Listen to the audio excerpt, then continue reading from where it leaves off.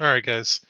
So welcome out, everybody, to the Weird Cast and our list review of Vaultwars 2024.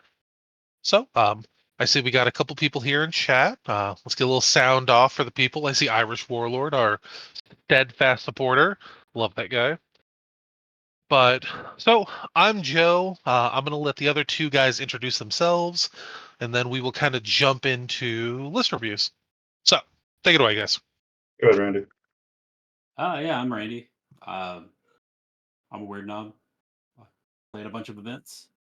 And these guys wanted some help with some list reviews, and I've been paying pretty close attention to the meta, so hopefully I can help out.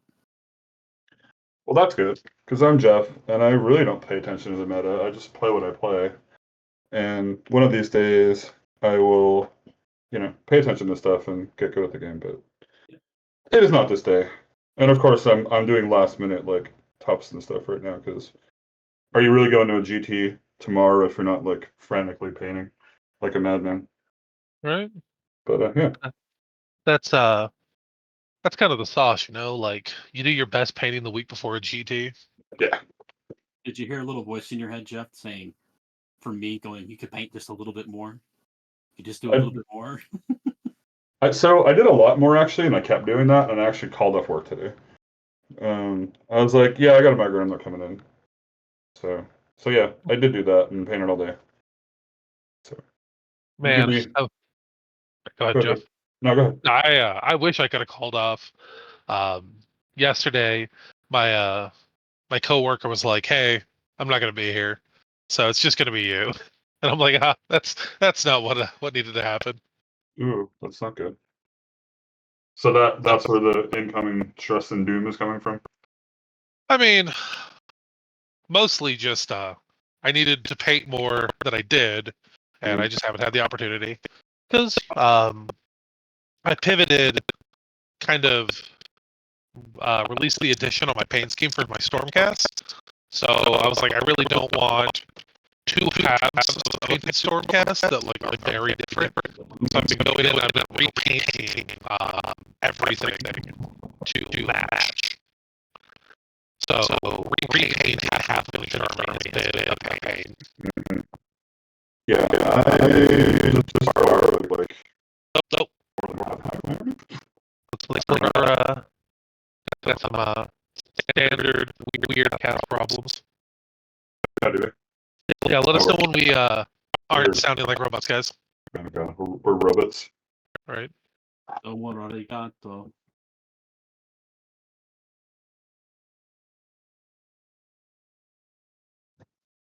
We probably need to talk so they know that we sound like robots. Right? Yeah, no. Look, that back is okay, Eli. Sorry, buddy. Right. Miss you, dude. Is it still bad, Eli? We are simulcasting at the moment, so we're doing something a little bit new than we haven't done before. So this is going up on other streaming services at the moment. Yeah. Other streaming platforms, I say. We can say, can't we? I mean, true, but we certainly do not want you to leave Twitch and go watch this anywhere else. Yeah, we don't say anything like that. That gets us killed. But yeah. Yeah, so possibly, if you're subscribed to our YouTube channel, you may receive a notification going forward. So subtle, very subtle joke like that. Right. So it sounds like we're doing better, guys. Are we good to get into the list review? Yeah. Audio worked itself out.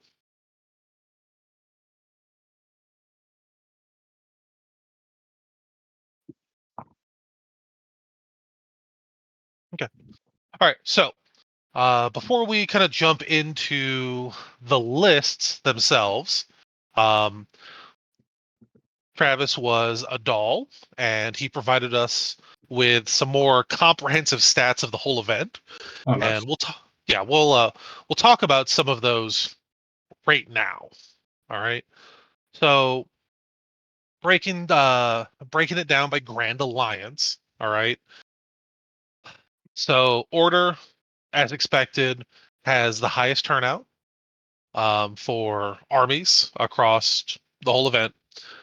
Makes sense. Just right. Death and chaos are almost tied, and then destruction is actually really underrepresented at the event, There's like which no broad make stop. we do have two sunless, but And it it kind of makes sense. A lot of destruction armies are not doing too hot right now, so Cruel Boys, Iron Jaws, Sons of Behemoth, not including Broad Stomp, are not doing too hot. You have Gloomspite Gits, which are performing pretty well right now. Even with the point hit to Trogs, that army can still field a disgusting amount of power. yeah, it can. Yeah, two of the best infantry units in the game. It's gonna get they're real tough. Right. What kind of a standout to me is the amount of death armies, and when we start talking about what death armies specifically um, are here at the event in mass, it'll surprise you. Can I guess? And Joe, don't sleep Yeah. on Iron Jaws. After the new battle scroll, Iron Jaws is really scary. So, from my Three to understanding, four yeah, wads a game is nuts. right. Um, so you have the Iron Jaw sub faction that gives you an additional attack if you charge like higher than an 8. Coupled with all the extra attacks that Iron Jaws can hand out inside the book, plus a bunch of extra WAs. I've heard the damage output is disgusting. Well, let's not forget the elephant in the room, named 100-point cheaper Kragnos. Make Eh, it makes getting craggy, that 8 on the charge real easy. right? Yeah, that's a good call. I haven't seen a Cardinals yet Mhm. in this edition. So we do have some armies that are missing. Jeff, give me an army that you think is not at the event, and we'll see if you're right. Uh, Slanesh. Nope, we have Slanesh representation. Randy, you got to guess what armies aren't here? Beast of Chaos. We have a Beast of Chaos at the event. For I the fig legend. I figured we did. That's why I didn't get that one. KO. KO is not here. Yes. Oh God. You know what? That just upped my excitement and enthusiasm by like 10. Right. That's awesome. So the go ahead, Randy. How about Zeech? We got a Zeech. We do have Zinch. So the armies specifically that aren't showing up this weekend: Bone Splitters, Feck, Fire Slayers, and IDK, KO, Ogres, and Iron Jaws. Wow, that's a lot. Those are all Yeah. your bottom tier armies right now too. So I'm surprised we're not seeing Iron Jaws or Ogres. Um, those armies aren't in the greatest spot at the moment, but they have a really dedicated player base that really likes their armies. So something must be really off with those armies to get those players off of those. And there was a ton of ogre players there last year. All right. Yeah, ogres aren't in a great spot. The points that it made a not great situation bad, really Mhm. bad. Fire Slayers, IDK, KO. That makes sense. Those armies are really struggling and in like a precarious situation. Not Fire not having not having Fire Feck is kind of weird. I guess a lot of people don't own Ushrans. Fire Slayers is actually a weird army. Like, there's very little data on it, but it has like a really high positive win rate.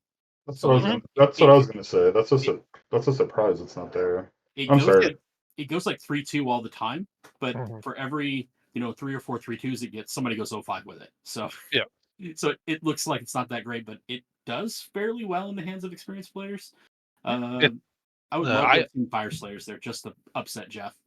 right. I own Fire Slayers, and the index is definitely one of the more powerful indexes. Yeah, So Earthbird Berserkers are like really good, like yeah. really really good. And I guess Art Hearthguard kind of got hit by priority target changing, but Mhm. like they're still one of the premier infantry shooting units. Like their Yeah. damage potential is really high. So hopefully with the change to priority targets and kind of the shift to the bodyguard focus, Hearthguard Berserkers are already handing out a 4-up ward um, to themselves and to their bodyguard target. And then you give them the special assignment bodyguard for the -1 attacks. Ugh. Could be really good. We'll have to see what the 10 Fire Slayers globally cook up. I have to get Um, Zach to play it sometime. That'll tell us right. everything we need to know. So in terms of drops from the event, total regiments, a single 1-drop. So we do have a Nagash somewhere in here. 25 2-drops, which is kind of where a lot of players are trying to land. That makes sense. Mhm. We have 14 3-drops, 4 4-drops, and 2 5-drops. So, of the higher drops, how many of those are Skaven? We don't have that information easily accessible, but we will find out as we go through the lists. Makes Do sense. we have any Ox units? I do not believe we have a single auxiliary. As I was putting the list together, none of them popped up. Wow. I don't think Yeah. that's ever happened. So, There was an Ox player at U.S. Masters. was it really? Yeah, it was a list screw up, and he had to do it. That was his compromise. He had to put it. Oh, I remember that. Yeah, yeah, that's right.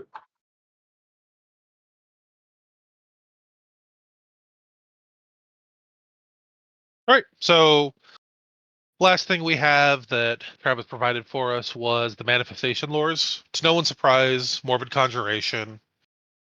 That's 12 of the 46 lists.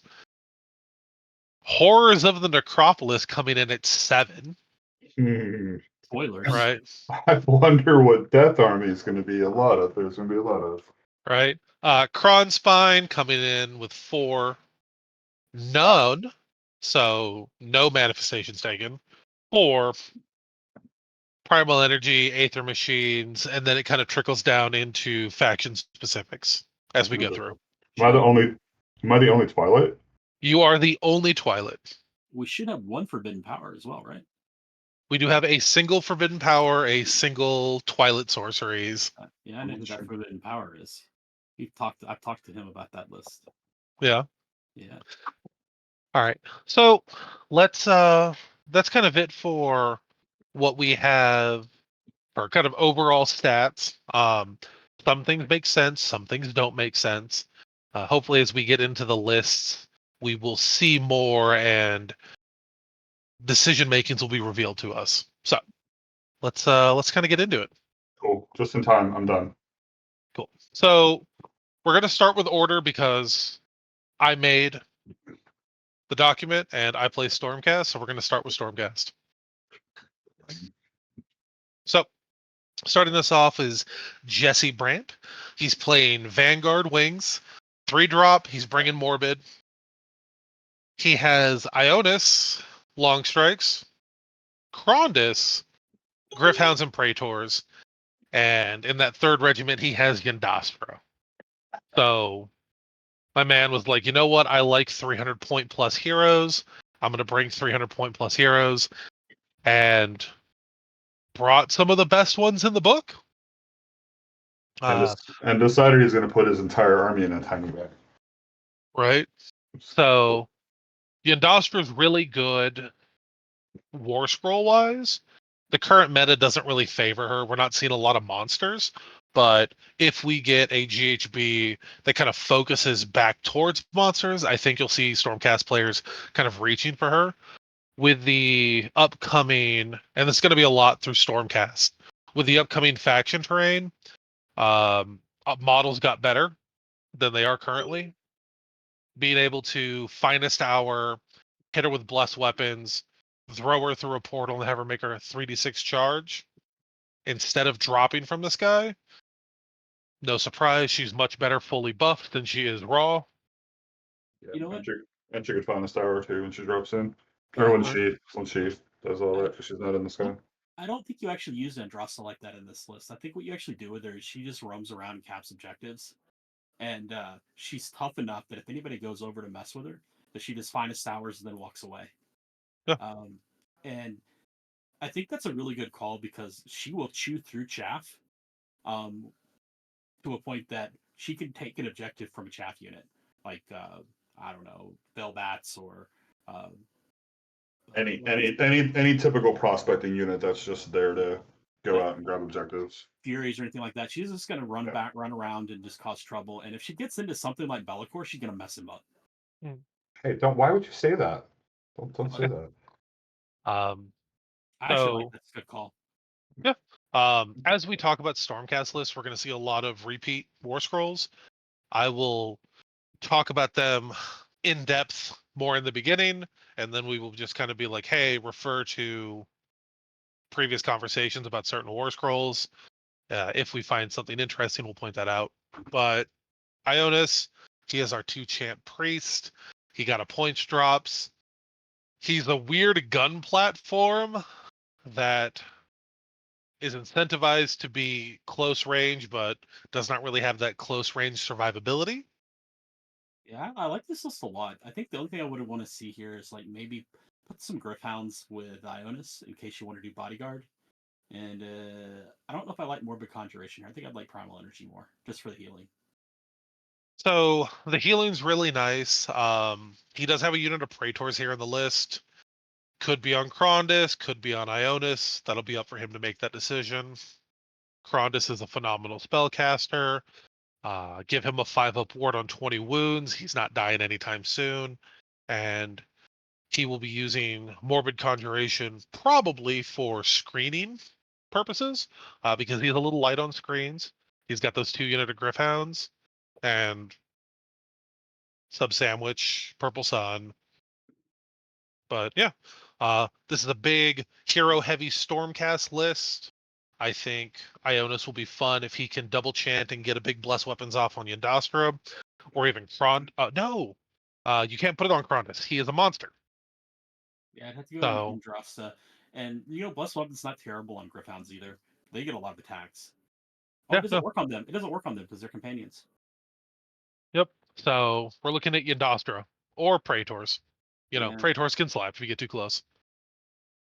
Yeah, I like this list a lot. Um, Oh, it- other thing to note: it is in Vanguard Wing, so long strikes on a 3-up are going to be teleporting over the board.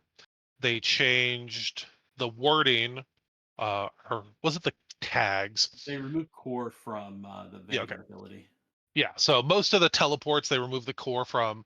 So now you can move and attempt to teleport instead of attempting to teleport, failing it, and not being able to move. Yeah, So, which was a good all, call because that was really silly. yep, all around, Stormcast got better. This is a fun hero slog list. I like to see it.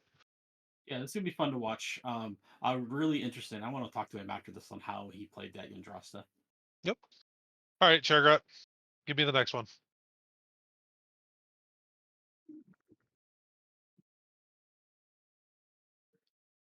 Oh, this guy. Oh, okay. So this is me. I'm not going to take a lot of time talking about my list. This is the Highlander list. It has 9 unique war scrolls in it. And look at Joe. They're taking pound for pound the best infantry unit in the game. Did I just get hit with an ad on my own stream? Okay. But that's funny. Give me a second, guys. Ads should not be popping up this early in the stream.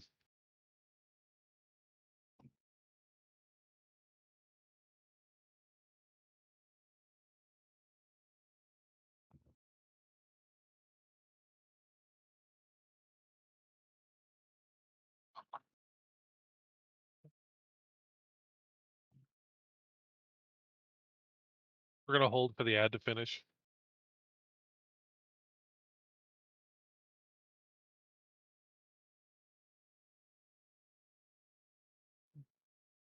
Kind of excited for this list, honestly. Yeah, I see some interesting stuff here. Yeah, are we done with that ad? Because I want to dig into this. Yeah. So, Okay. okay, Joe. Joe, what's up with you not, you know, Giving yourself a clever name here for your list. This is Highlander. This is the list. I'm uninspired and boring. What can I say? And look at that Neve and that stuff down there instead of a Callus and Toll. Brave man.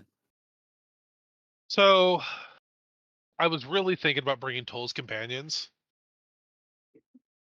but I was struggling to hit the 9 unique war scrolls for Highlander while Yeah. including them. Yeah, Neve Neve helps that with that a lot. So it was like Toll's companions and Aether Wings, and I was like, I think pound for pound, Toll's is better than Black Talons. Um, Aether Wings don't make it better than the additional War Scrolls. And Do you have Griffhounds in there? let's see. No, you don't have No, Griffins. Griffhounds didn't make it. Yeah. Put it on like Callus and Toll and then the Griffhounds. That would have gotten you there, right? Yeah. But I brought another reason why I brought the Black Talons was for Lori Third with cast the spells. yeah. So well, it's a 4th cast on the list. Grandis a 3-caster? Oh, even No, Arcanum. Oh, I wow. do. Not Arcanum. They're like, you're going to say no to other people's manifestations. I like it. So okay, cool. Ads are done. Let's tear through this list real quick so we can kind of move on.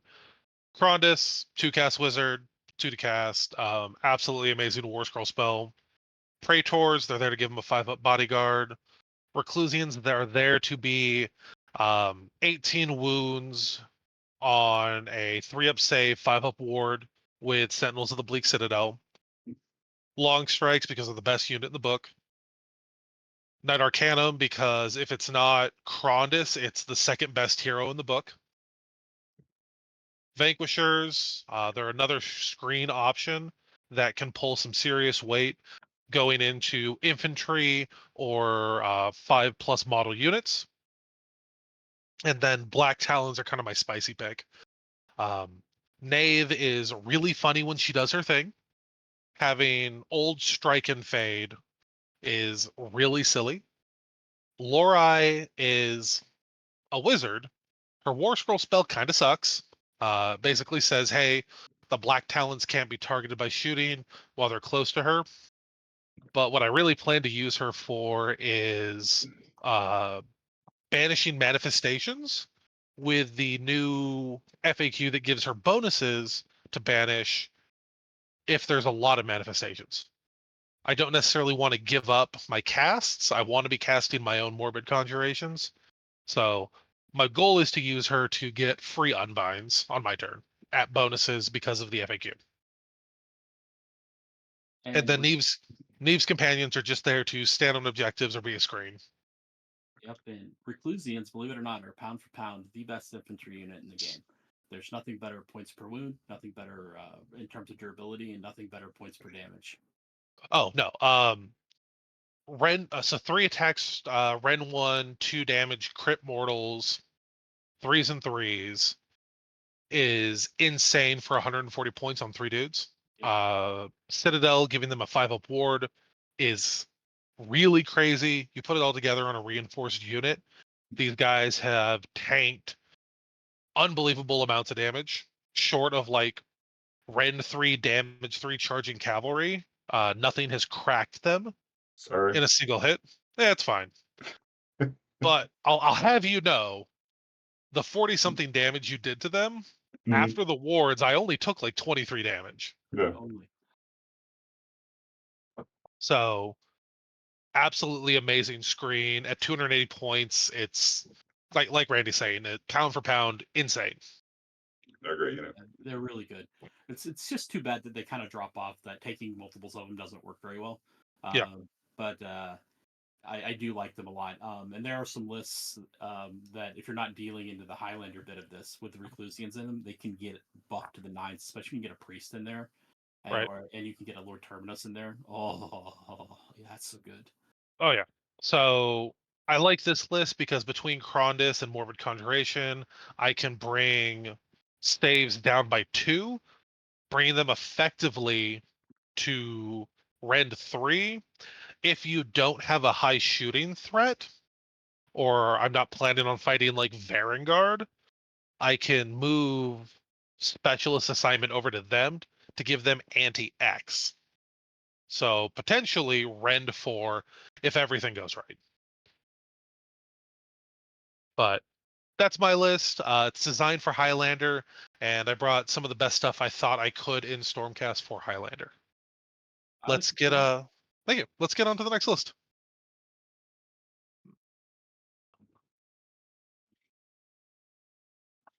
We should, people who name their armies, we should give them like ratings on how good their army name is. Right. All right. So another Stormcast. There's 9 of these guys, so we'll try to power through them. Sentinels of the Bleak Citadel, 5-up ward on Ruination units. Prayer of the Storm, Manifestation of the Storm, which is really interesting. So Bastion, absolutely insane 270 point value machine. He himself is a screen. He gets you 2 command points every round, or yeah, every round, and then 1 on your opponent's turn with free all-out attack. Reinforced unit of prosecutors, reinforced unit of reclusians. 6 prosecutors are going to dumpster most foot heroes on the charge. Yeah, they are. They, with I think math wise, some of the highest damage at this point value.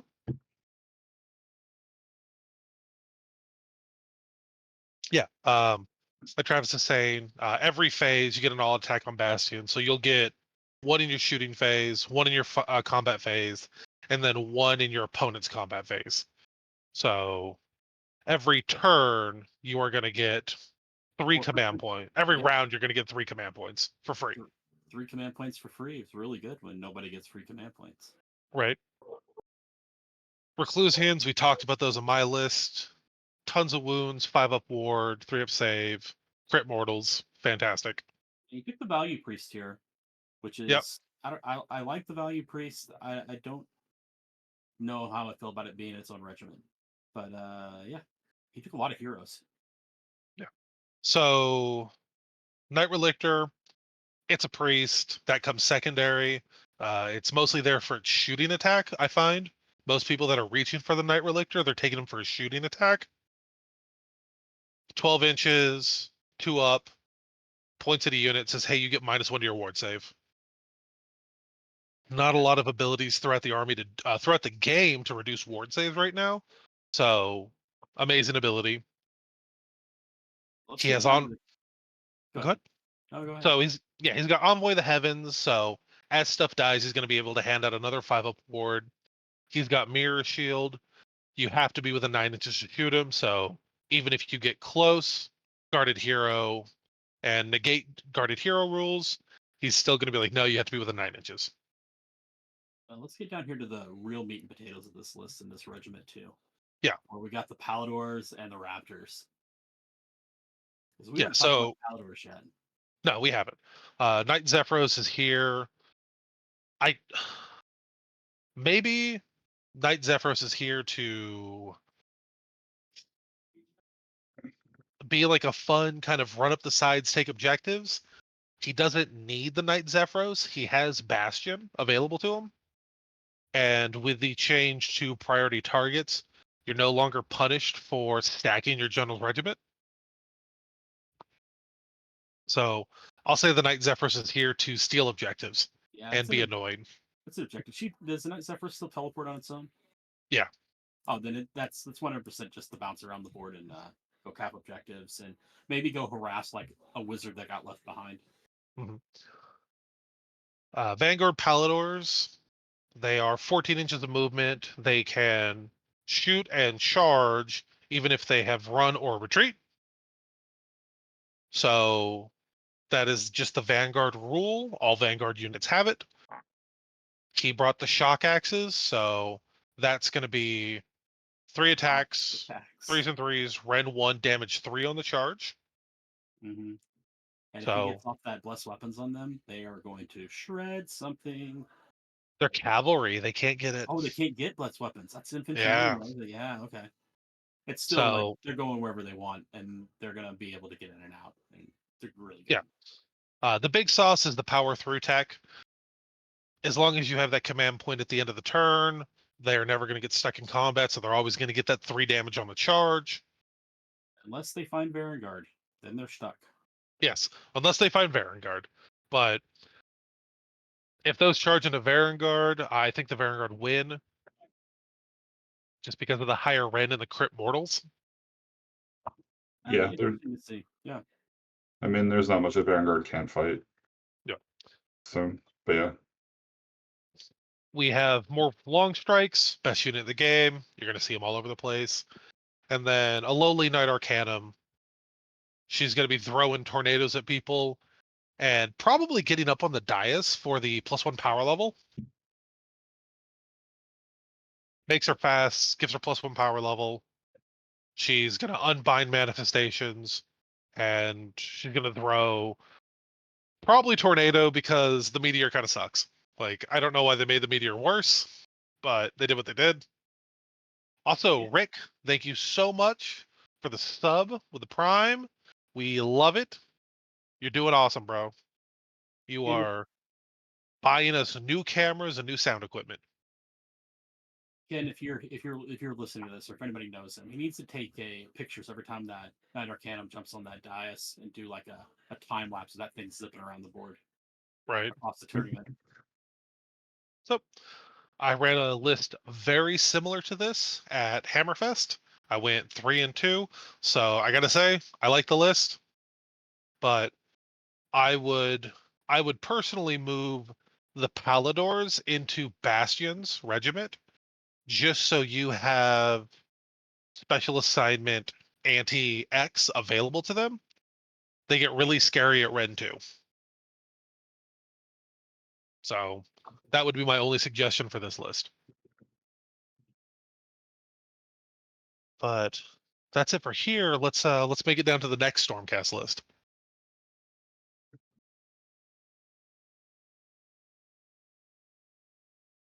All right. Kevin Parrott, Oops All Dragons. Randy and I were joking about this earlier. The Draken at Skywing. Here we are, all dragons. We love it. I He's a do have to, bright. I Go have to ahead. call out one thing on this before we get started. I want to talk Yeah. about a guy named Parrot bringing all dragons. That's funny. That's a bold move, Cotton. It's a bold move. All right. So we have a lot of Stormbright Guard. 2 Night Draconuses, which I think is a pretty interesting take. Normally, you're going to see one of the Dragon Princes, maybe a Night Draconus, or you'll see Ionis and a Night Draconus. I Yeah, haven't seen 2 Night Draconuses taken so far. I don't remember what the Knight Draconis' War Scroll says. I don't think they get the double shoot anymore, but they get something. And I He don't know. gives them their Spell Shrug. Is it once per game? No, the Spell Shrug is a wholly within bubble for them. Got it. Well, 2 of them makes that a little bit easier to obtain. Can you still take 2 single Stormbright Guards by themselves? I thought it was just 1. I think you could take 1 for every Night Draconus. Oh, okay. I think I think that's what that tiny line of text says. All right, Magic Donut. I will personally reach out to Matt Rosewater and I'll be like, "Hey, bro, get this bro stuff shipped. He's been waiting."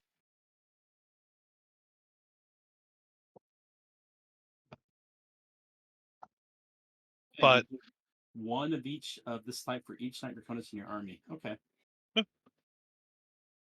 Interesting. and I say Matt Rosewater, Yeah, that's a wrong game. wrong game, bro. I'm so baked. Like, I need this week to be over. So Stormbright Guard, they are expensive, but if you can extract that value out of the War Scroll, they can soak so much damage before they lose their own damage. As long as you're getting your good repositionings off, you're pulling off your rampages, and you're using power through to keep the charge bonuses on the lances, and making sure you're getting your shooting attacks, and you are constantly keeping that damage 2 up, I think the list can do it against the fat middle of the play environment we have out there. I think it's going to struggle against the really top armies just because you have so few models, and those really top armies have a ton of damage and a ton of mobility to keep up with your ability to charge basically out of combat with a rampage, reposition, and then power through. So what's the sauce with the Stormdrake now? Because I haven't seen them since last edition. So the sauce with the Stormdrake is they're 9 wounds a model, they're fast, and they have pretty decent shooting attacks. So they used to be an army on a war scroll, Yeah. and they have kind of pruned down some of those rules off the war scrolls. So you haven't seen a lot of them right now because they were pretty expensive. They went up in points and lost rules from 3rd to 4th. They just got a points drop. So we need to see if the Stormcast players are leaning back into them. They're kind of a fan favorite model. A lot of Stormcast players got into the army in 3rd, specifically for the Stormgate Guard, Cronus, and Karazai. Guilty as charged. Yeah, they're dope. They're really dope. Yeah, so, So the Knight Draconuses do improve once per turn. They can on a 2-up, they add 1 to the attacks characteristics of both this unit and the target Draconus Fangs and Talons. So if he gets one of those Knight Draconuses near the heavy unit of Stormdrake Guard, that's gonna add 5 additional attacks with the mounts, which is pretty good. Yeah. That's once per turn. Army. So he can do it on his he can do it on his opponent's turn because it's not once per your turn. Yeah. Not on your turn. So I like it. Fearless Flyers, I think, is the bodyguard.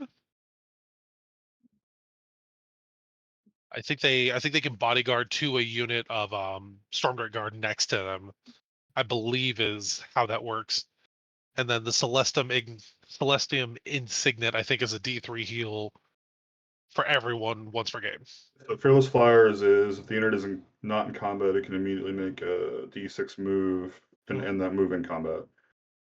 So it's basically murder list. Okay. That's once per game?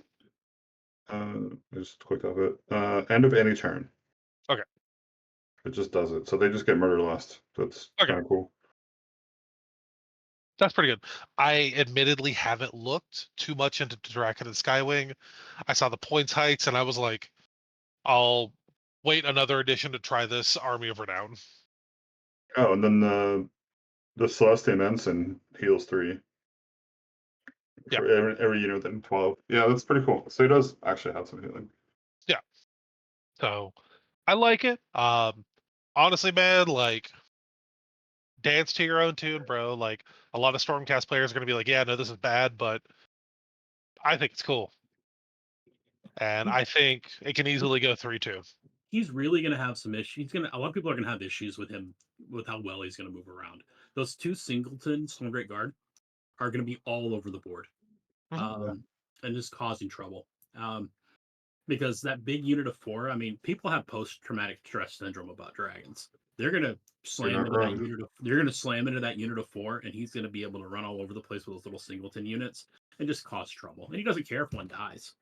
Yeah. I mean, there's another one right behind it, and they do have to overcommit to kill him. So They do.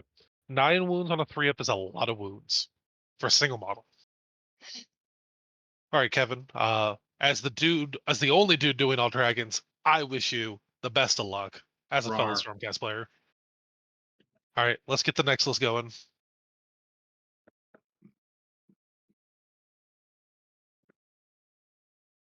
All right. Okay, Laurent is bringing the Double Dragon Fury Fucks 2. So he's got the best name so far. Easily. Vanguard Wing, we talked about that earlier. That's the teleport. We got Morbid Conjuration, Karazai, Praetors, made Karazai the general.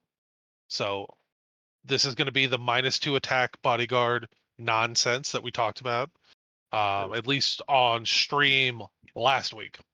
Yeah. But Interestingly enough, he did not put the Vexler with Karazhan. he didn't. But the Vexler can just kind of do whatever it wants. It's got a pretty big range for its heal.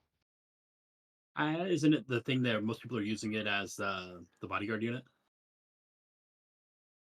I've seen some people do it. You typically don't bring Praetors and Vex anymore.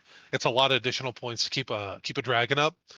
But if you're bringing both of them, you might as well bring both of them, the Vex and the Praetors. Yeah. So between the Vex healing a D3 every hero phase for up to 3 units, plus the Praetors to keep Karazai up, this has a lot of potential resiliency.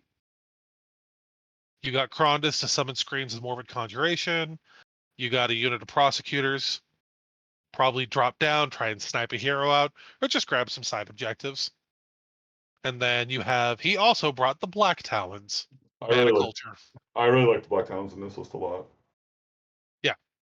Giving him that additional cast with Lorai, Knave, talked about it earlier. She does the big silly. 7 attacks, exploding hits, 2s and 3s base, Ren 2 damage 2, +1 damage against heroes. You pair that with Purple Sun and or Krondus's War Scroll spell. She goes to Ren 3. On heroes, you don't want to mess around with 7 attacks, 2s and 3s, Ren 3, damage 3, exploding hits. So I hope you kill all the heroes, my man. I hope your dragons don't die, because this list is awesome. I vote for the Double Dragon Fury Fucks. Yep, and Neve 2, Taliesin Toll 0 so far. We do have some Toll's companions coming up, but so far, Black Talons are winning. All right, let's pop down to the next list.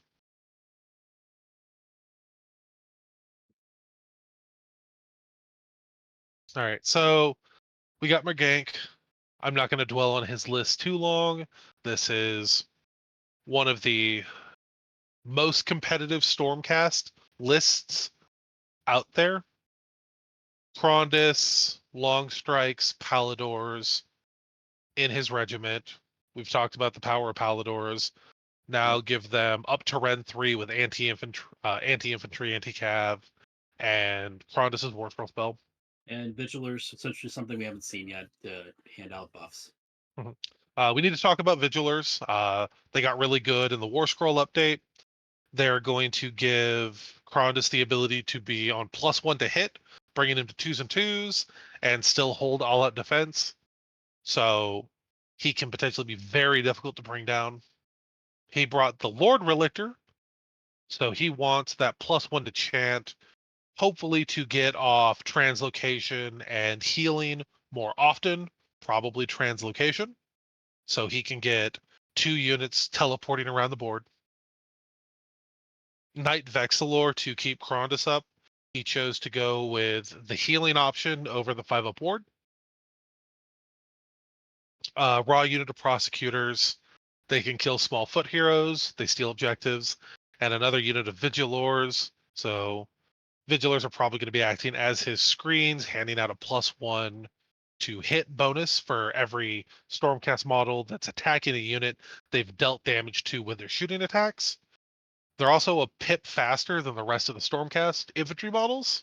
They're 6 as opposed to 5. So just a tiny bit faster. I really like his list. It's one of the best Stormcast lists you can kind of build right now with Krondus, Palador's Long Strikes, and then that second regiment is kind of spiced to taste. As long as you're bringing some kind of Relictor or an Arcanum plus some foot dudes, you can't really go wrong. So we'll see how the Stormkeep guy, how he fares this weekend. All right, let's get that next list.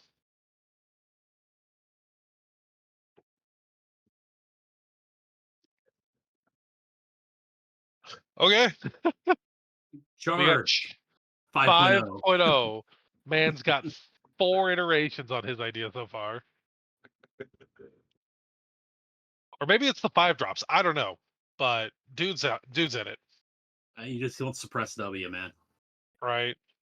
So Lord Veritant, fun little buff hero. Annihilators of Meteor, great hammers, some of the highest damage in Stormcast. That reinforced block. Reinforced prosecutors, we kind of talked about them earlier. The deep strike, 3d6 charge, kill a foot hero, steal objectives. We Oh, got my man, bringing what I think is the best hero in this entire army, that Knight Incanter. Oh, yeah. well, so we got Guard of Steel Soul. He is going to hand out a ward when he charges. And I think once per game, he can give rerolls and +1 attacks on charges. So Grand Hammers going up to 4 attacks a model is, I think, somewhere in the range of like 26 or 27 damage to a 2-up save on average. That's It's spicy. Yeah, it's unbelievable amounts of damage when Gardas and Annihilators connect. Unit of Liberators, reinforced blocks of Vanquishers. We have Lord Imperatant. He wants a D3 move once per game. I agree. I think that's pretty good. Knight Vexilor. He wants healing and additional control skill. Score. Knight Incantor. It's going to look at a spell and be like, no, once per game. She's also a wizard. That effect is so powerful, and I wish more people were running this guy, especially since Sacrosanct is still really cool. Yeah. Griffhounds and a Night Relictor to get some prayers off and also to hand out a -1 award. So we got 1, 2, 3, 4, 5, 6, 7, 8, 9, 10, 11 different war scrolls. So we got another Highlander competitor, and he's like, you know what? 9's fine, but I'm going to push for 11. At is going to have a lot of fun with this. Yeah. Big blocks of infantry, and as long as those annihilators can make contact, and if he gets a double with them and they make contact, big silly, so much damage. I hope he has a fun with it. All right, let's get on to the next list.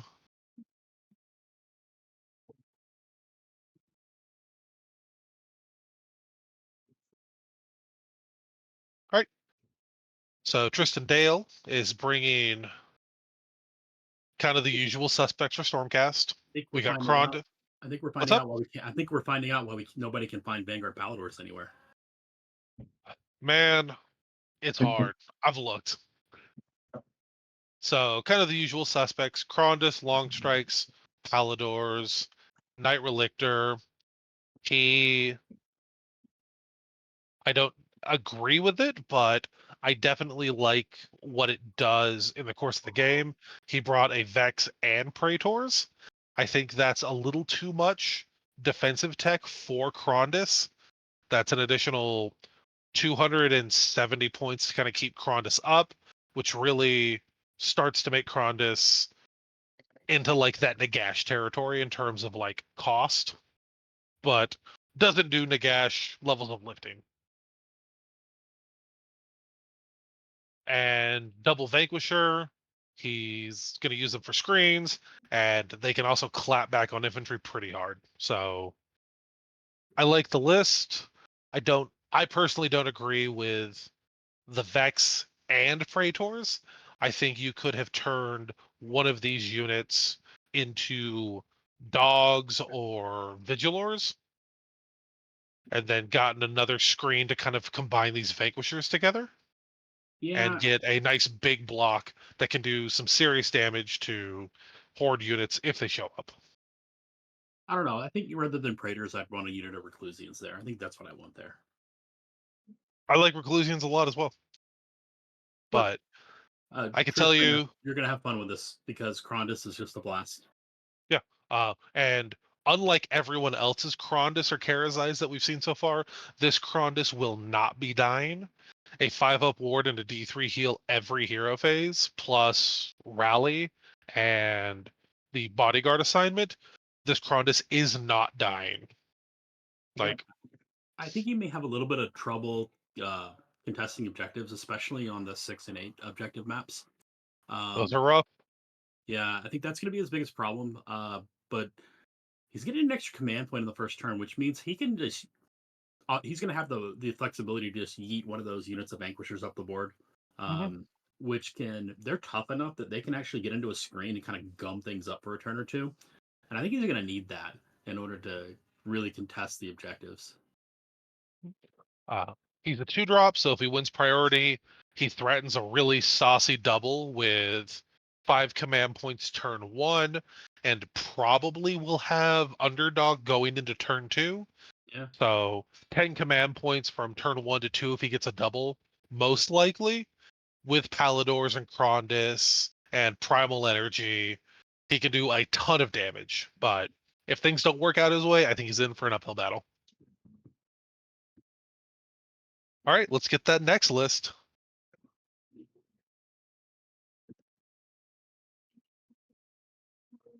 Okay, I think this guy, Tyler Emerson, like wrote his list on a piece of paper and then wrote it in a notepad and submitted it, because I have not seen this format anywhere. I don't know how he generated this list. Let's see what he's got going on. I like everything I'm seeing in here so far. He's got Karazai, he got the Vexler to reduce the attack profiles. He's got some Vanquishers are pretty standard. Oh, he's got the toolbox, the stat block known as Quester Soulsworn in here. Yep. Prime time.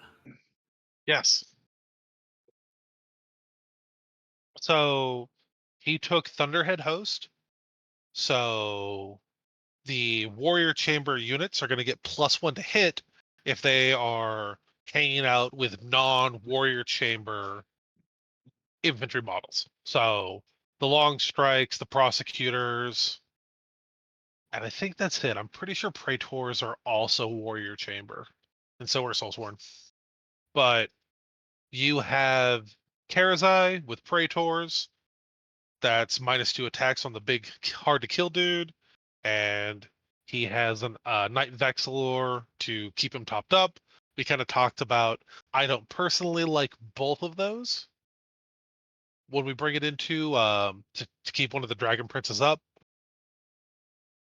but that's enough assorted infantry in this list that the additional D3 healing as he gets it in control score isn't really wasted. So yeah, and I think that's more necessary too with Primetime sitting off the board waiting to come in.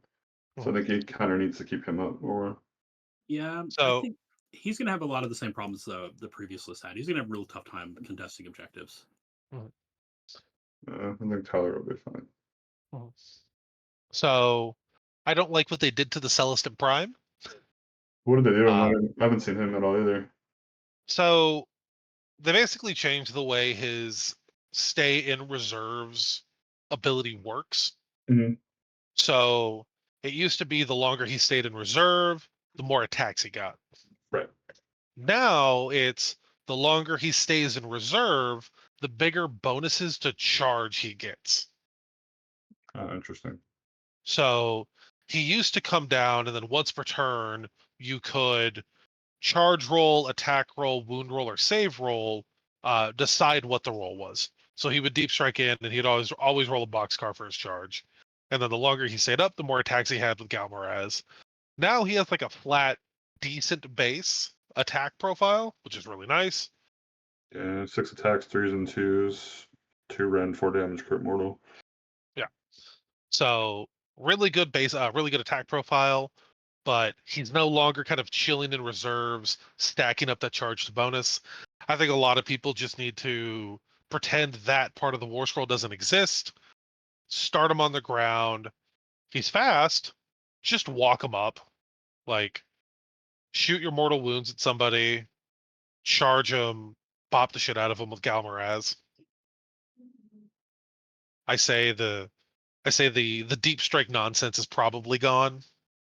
I'd much rather just see him start on the board and just run up and hit people. Yeah, that's kind of weird how that works. Interesting. But Yeah. as we kind of count through it, 1, 2, 3, 4, 5, 6, 7, 8, 9. 9 War Scrolls. Someone else is also competing for a sword, Yeah, I mean, of course, Tyler is going to go on a Highlander list. That's like his right? favorite thing. Yeah, Right. that's cool. So, He ran out the last year. He's playing this year, so it'll be cool to see him playing. yeah. I'm excited. So, I think in terms of Stormcast list goes, Stormcast is a very good 3-2 army. He's going to have some good matchups. He's going to have some bad matchups. And the book has enough tools with the movement shenanigans, call for aid, and 3-up base save that he can fight himself out of some sticky situations. So I like it, and props to him for bringing Prime and Karazai. Like, those are two awesome combat heroes, and with the prevalence of Krondos, you're really not seeing those two pop up too much right now. Right, and Travis is telling us that yes, the man writes it in a notepad and just throws it in. That's cool. I used to do that one ages ago. All right. Okay, let's drop down to our next army. We're finally out of Stormcast.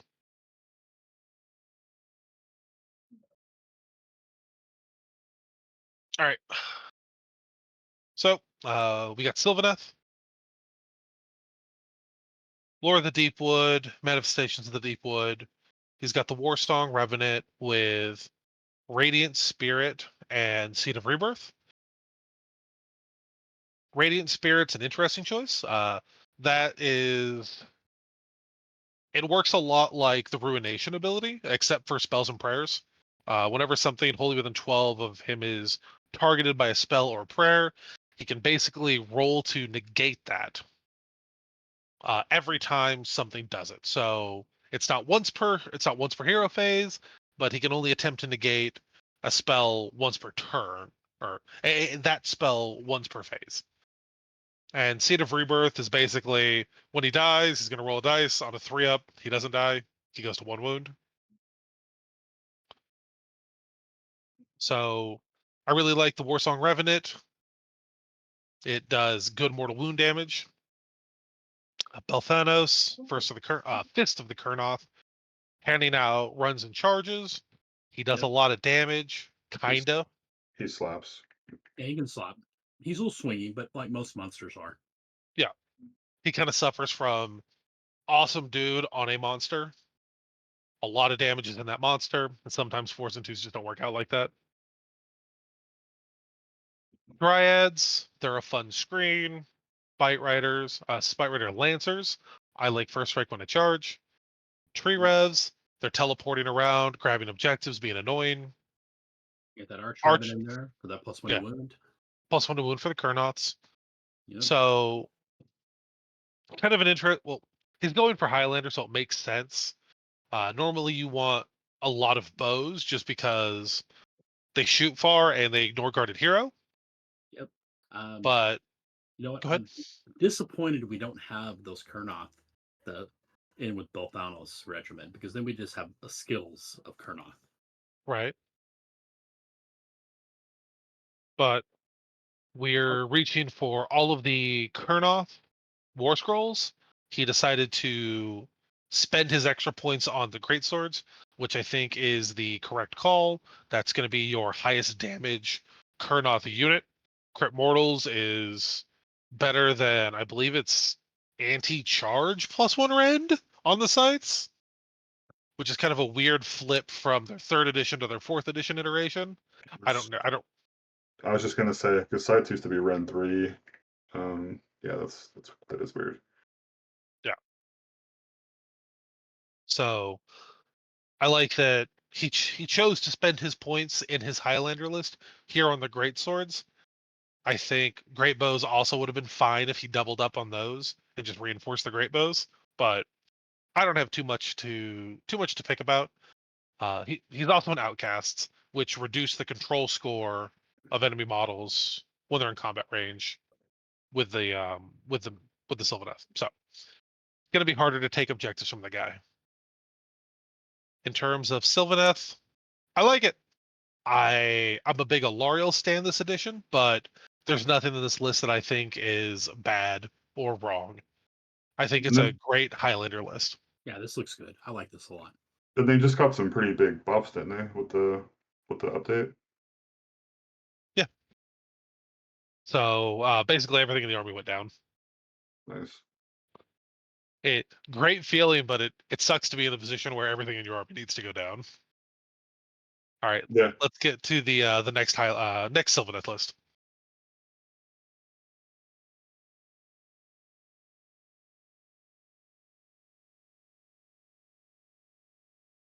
So, same thing. We're in outcasts. We're taking Morbid Conjuration over the native spell lore. Tree Lord Ancient, make a tree. Seed of Rebirth, don't die when you die. Great Swords, doubled up on the Great Swords again. Crit Mortals is really good. They also agree. Double up on the Reinforce, sides. Hmm. yeah. Maybe the man just wants to brawl, and he's like, you know what? I don't want to double up on bows. It's like, come at me, bro. Yeah. Warsong Revenant with the hero trait I thought we'd see on the last one, Spellsinger. That's just going to give him +1 to cast. Set him up on a place of power for the +2, and he just starts eating spells out all over the place. Yeah, this is Gus. scary. Like, Mhm. Yeah. yeah.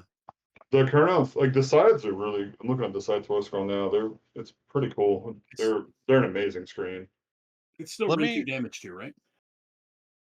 It's rend. Yeah, no, it's rend 1, damage 3, but they have anti-charge +1 rend. So if they get charged, they're going to be rend 2, 3 damage each. And the Tree And Lord Ancient can hand out 5 blasts, can it? Yes. Ooh. and then Yeah. when an enemy charges them, they do mortal wounds on a 3-up for each model in the unit. So 6 dice, 3-ups are doing mortal wounds right when they get charged. So Yeah, they're really good, like really good screen. and you know what? I bet they end up with Bodyguard and hang out with that Tree Lord Ancient and say, Baron Guard, charge me. Oof, oof, that would be gross. Yeah, you don't. Vanguard does not want to go into that little death ball. They'll end up fighting last and get No, slaughtered. yeah, Definitely don't want to gamble a strike last into that. yeah, no. Cosmet Archers, they changed a little bit. Now after they shoot, they move a d6.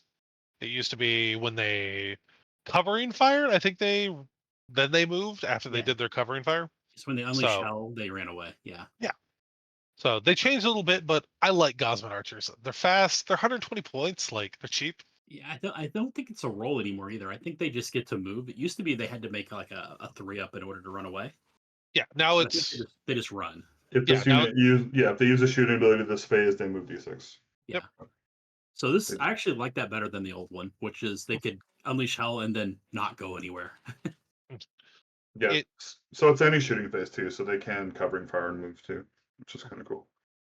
so we got the Kurnoth, the Great Bows. We got a Branch Witch here. Just a nice, fun little caster. Ooh, Callous and Toll. Oh, there's Yep. we have some terrorism here finally. Yep. Finally, we hit our Callous and Toll. These guys are Dude, they're tabletop terrorists. That's what they are. yes. Callous and Toll are unbelievably powerful for 230 points. 3-up save, 4-up ward, plenty of wounds. Yeah, they're going to drop on an objective somewhere and not move, and you're Mhm. never going to get rid of them. They can also threaten assassination on softer casters, or fuck it, big casters if you just YOLO the damage. Yeah, I had them, and Hammerfest had them just solo Nagash. So yeah, Yeah, they can do some damage. That's impressive.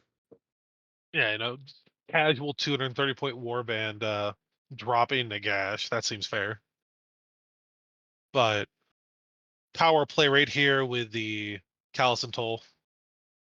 So that's I think that's it for our Sylvaneth. let's move on to Seraphon.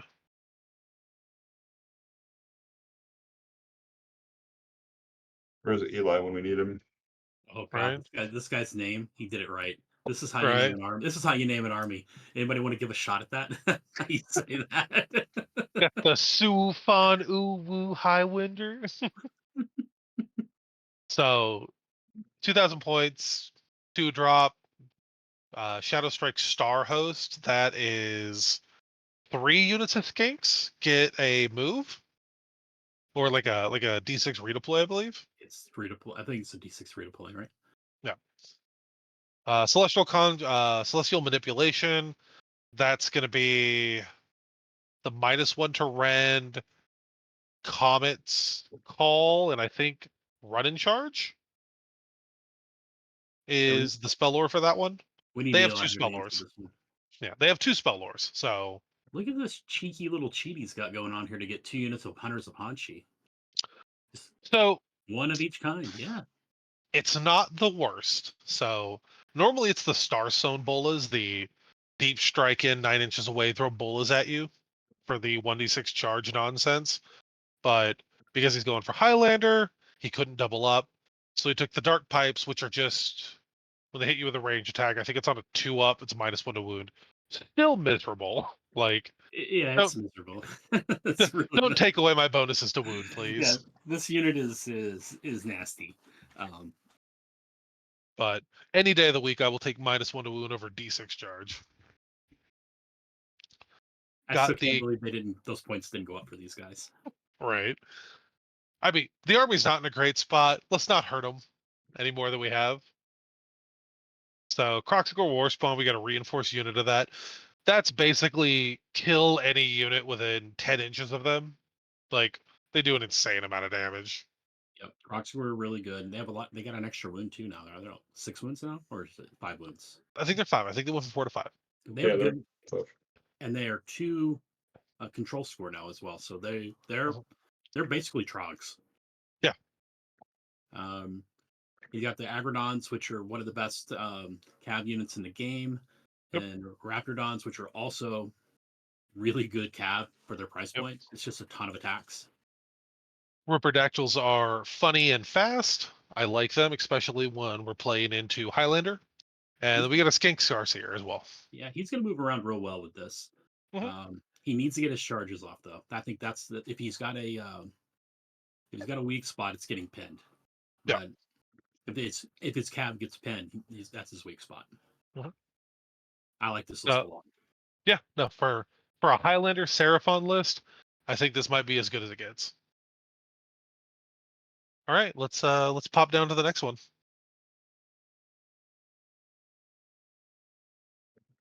Also got a really good name on this list. That's pretty great. Yeah, we have some good names here. Right. I don't know if Croktoberfest is better than the previous one, though. I think the previous one is the best one we've seen. Yeah. Let's see. I like to see Croak. We don't see him very much in 4th edition. Mhm.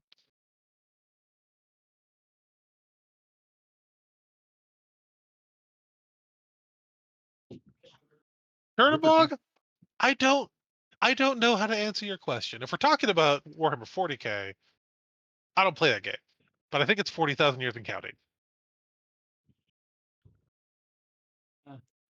Canon wise, they're a little loose on what year it is. Right. The only thing I saw with Corey's list is, even though Croak is his general, this Skink Starseer needs an artifact and a command trait. Yep. So reach out to Corey, get this fixed, because I pulled this just recently Grab me a from soda. BCP. Canada Dry? Either that or root beer, either way. Just Canada Dry? Like Yeah, that's fine. normal? Yeah. So- No, cranberry if you have. Alright. Basiladon with Solar Engine, big silly laser makes everyone go haha. I miss when these things used to be on a 2-up save, but I I love them still. I do. I love them, man. Like, I'm sick and tired of them, but God, do I love these models. Croak is big silly, but unfortunately, with the removal of the threat extension and the spell portal nonsense, if you want to counterplay Croak, just don't end your turn within 12 inches of him. So that's kind of Croak's biggest weakness is he needs that Searing White. No, that's Teclis. What's his called? The boot Celestial Deliverance. Deliverance. Celestial Deliverance. There you go. Yeah. Boomer Frog's Hate Beam. Don't get too close to him. Hey, buddy. But I like this list. Saurus Guard are fantastic. Saurus Warriors are hilarious when you get them onto objectives. Skink Star Priest because we like our Skink Star Priests. And a Star Seer because we need a cheap wizard. I really like. I think Morbid Comberation is correct because of he needs it because he's not clearing screens very well. Mhm. But I would have loved to have seen Forbidden Power here so we could have a Croak native again. Right. Right. Just teleport off the board, just Celestial Deliverance forever. Just be careful with that Maelstrom now, guys. We cannot hold off on detonating that Maelstrom. We have to detonate it now. So be careful when you put it down and you decide to pop off with 6 or 7 spells cast a turn because you're going to blow yourself up. Don't do that. But I like it. We're not seeing a lot of Seraphon in kind of a global meta right now. So these dudes staying true to it and like just bringing fun Seraphon lists. Fuck it, man. Like these dudes are awesome. All right, let's get the next one going on. We have another Highlander list with a really good name.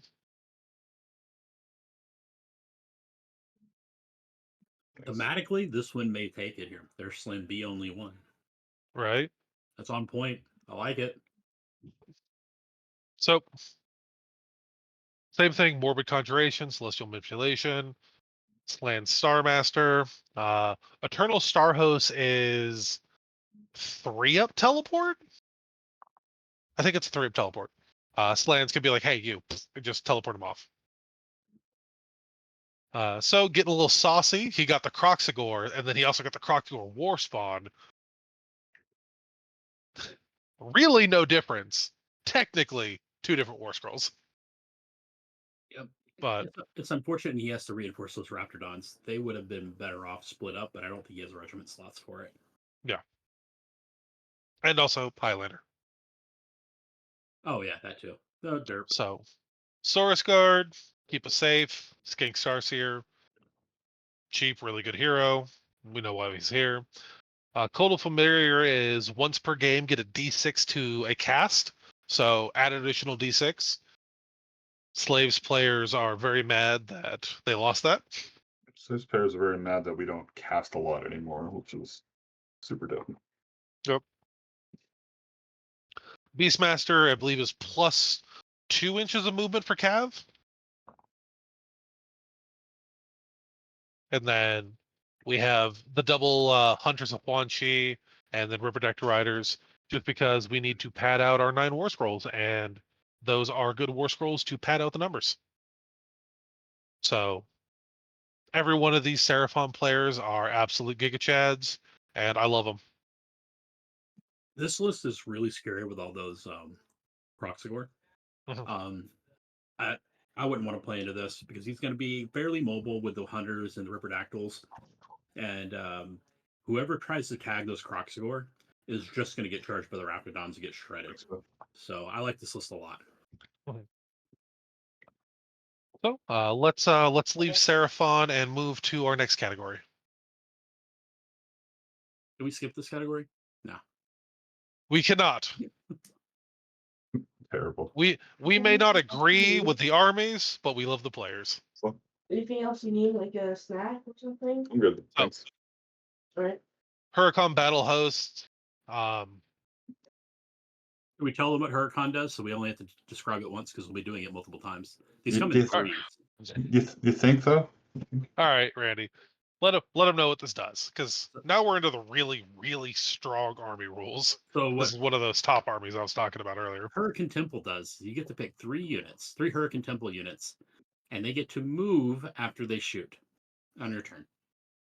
That's it. Just move after they shoot. They're full movement. And none of these guys move less than 12. Yep. So, kind of, let's open the hood here and see what we got. Triple Spirit plus Severeth. We have Reinforced wind chargers. Reinforced Wind Chargers. We have the Twins, Yep. Reinforced Sentinels, Oh, and with a token river blades, we got to have those. and the Riverblades. I never blades. Jesus. This is a who's who of the best units in the entire game. Yeah. This looks horrific. Carter, you better go 5-0. Right? So, man was like, oh, they nerfed my, oh god, what are they called? What are the regular dudes called? Just the, Venari, there we go. You took my Aspects of War and nerfed my Venari. Don't worry, I have a second half of the book that's just as good. Yeah. If he has a downside here, he doesn't really have anything to protect those sentinels. So this is the opening that you get against this. If you can get into those sentinels and he has to beat you with the foxes are really good. They just don't do that much damage in mass. So if something gets into the sentinels, he could be in trouble and have to lean on those foxes just to score objectives. And opponent's going to be able to go wherever they want. They're not going to die, but it's just a matter, can you be in enough places? Big asterisk though there, Randy. When we say wind spirits don't do a lot of damage, we're talking about two not monsters. They Yes. do insane amount of damage to monsters. They go to Ren 3 damage 3 flat for their shots instead of, I think it's Ren 2 D3 damage. Yeah, those Krandi Scarazai lists do not want to see the foxes. No, that is so much damage from these guys. Yeah, And, I don't want to see this either. Yeah, Yep, and 5 the up wards as twins? well. The twins, if they get to turn 4 or 5, the twins are just going to shred anything they get near. And if you get into them, you got to kill them or they're just going to bounce out. Yep. So they're probably going to spend turn 1 through 3 in casting phase, and then if he has to scrap, sure, why not? Like, pull out the sword and just do like 3 or 4 damage, 5 damage a swing. So twins are super good. Sentinels are amazing. Riverblades are fantastic. Dude, they're probably one of the best 160 point units you can get in the game. Yeah. They're crazy. Carter knows how to build a list because man was like, "Ayo, give me the best," and he got it. So let's move on to the next one.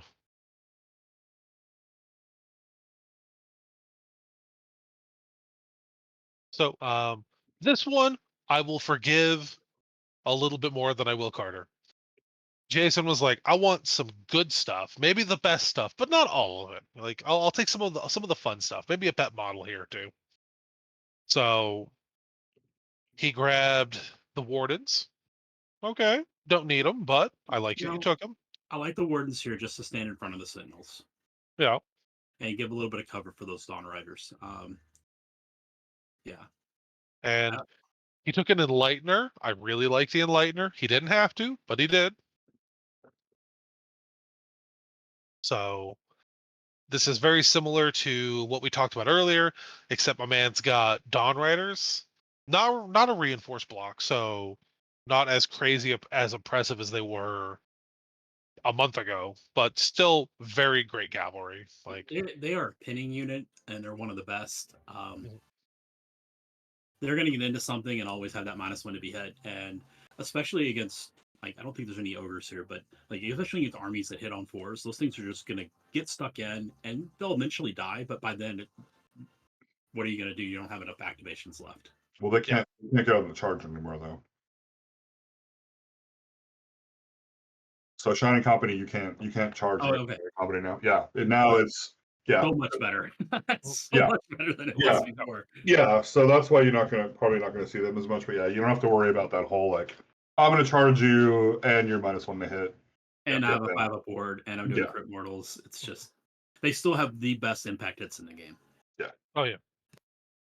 It's weird that they gave the Dawn Riders the good impact hits, but Severeth, Double Wind Spirit, Reinforced Sentinels, Twins.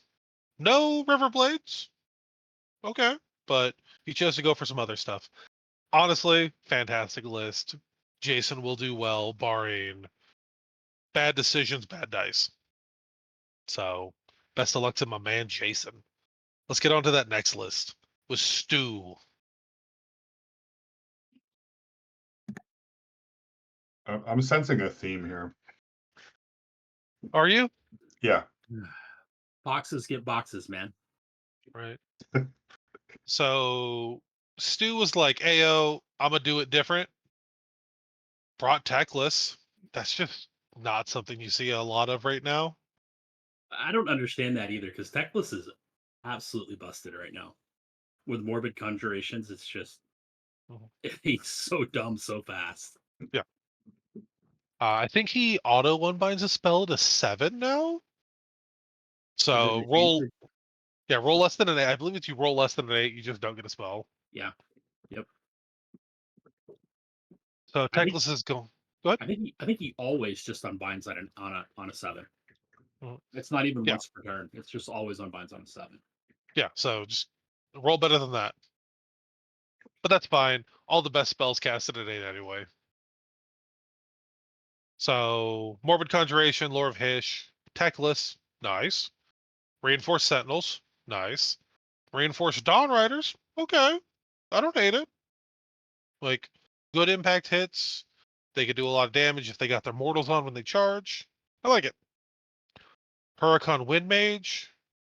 He couldn't afford Severith after he splurged on Techless. So that's how he got his Wind Spirits. I like this list a lot. This list, the thing this list doesn't want to see is Callus and Cole, Mhm. who are going to go and assassinate a Techless because he just doesn't have enough coverage on his backline to protect him. Yeah.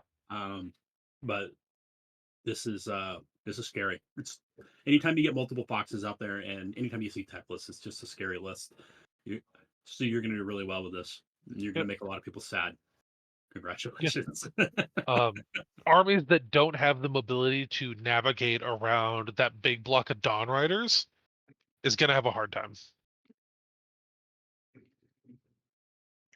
But we're at 8:30. Let's pick up the pace a little bit. So the unbind for Techless is at each 12 and 8. Yeah. Yeah. Very All right. All right. Nicholas Wilson. Diversify your bonds. Yeah. I have Nicholas and I talked about this list a lot over on Coach. This is a good list overall. Really, really good list. The Free Guild Marshal and Griffin is kind of a concession to points. He wanted to be under 19. He wanted to be 1950 or under. Otherwise, I have a feeling that would have been Athalia. And he went with the Iron Breakers, which were a pet pick for him. They don't have any rend, unlike Longbeards, which are a little bit cheaper.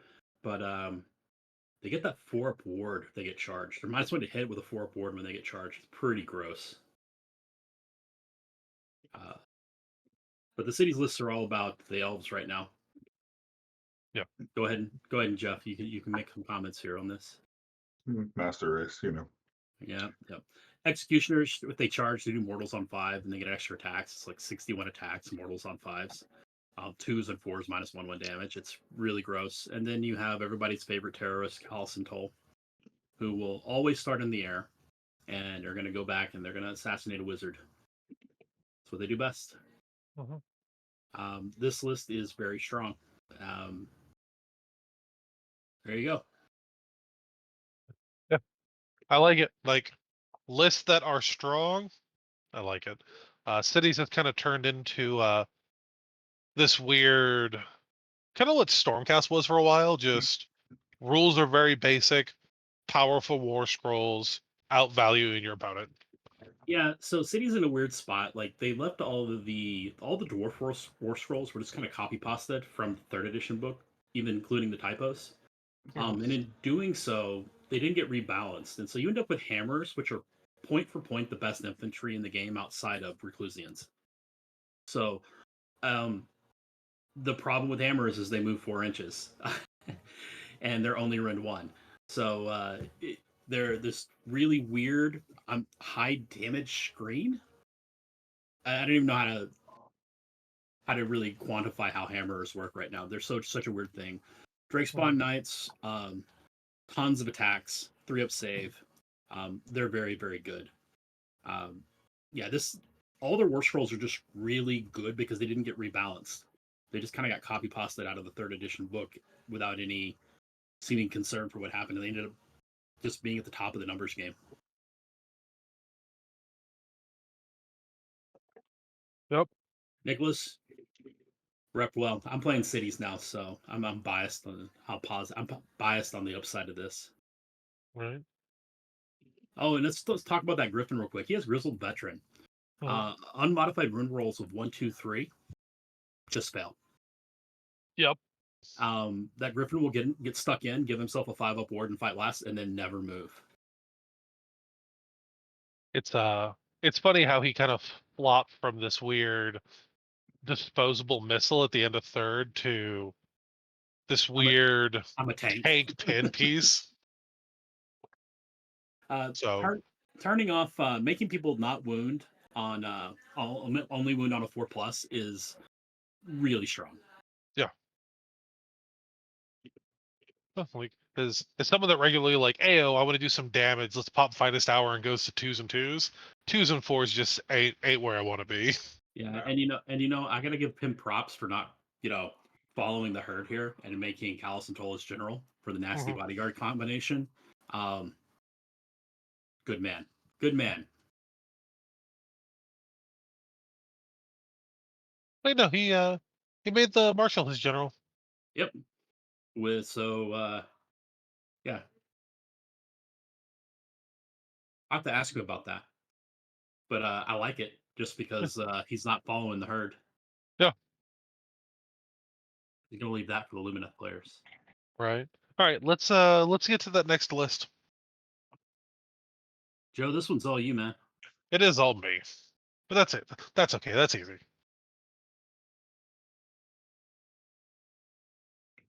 All right, Daughters of Cain.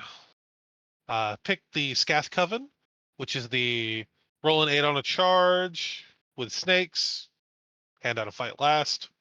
Cool. He's got Marathi Cain and the Shadow Queen. We know how Ironheart of Cain works. Unkillable pinning monster. Shadow Queen got more damage with crit mortals as an inclusion, and she doesn't bracket as hard as she used to anymore, which is really interesting. Heart renders are there to steal objectives, and then kind of Regiment 2 is like where all of the scariness is. So Iron Scale with Zealous Orator, 3 additional dice when we rally, Crown of Woe minus control score, and then 2 big blocks of 10 snakes, which as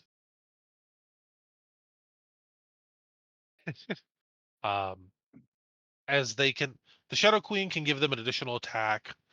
Blood Rights can give them an additional attack. He doesn't have a way to accelerate the Blood Rights table in this list, so we're gonna kind of be just raw dogging it. But pair that with Daughters of Cain spell lore for +1 rend, +1 damage on the charge, plus additional attacks, bringing snakes to 3s and 3s, rend 2, damage 4 potentially. Or no, 3s and 3s, rend 2, damage 3. With fight last if they roll above your target unit's wound characteristics. So they can have strike first shenanigans. They have fight twice per unit, once per game.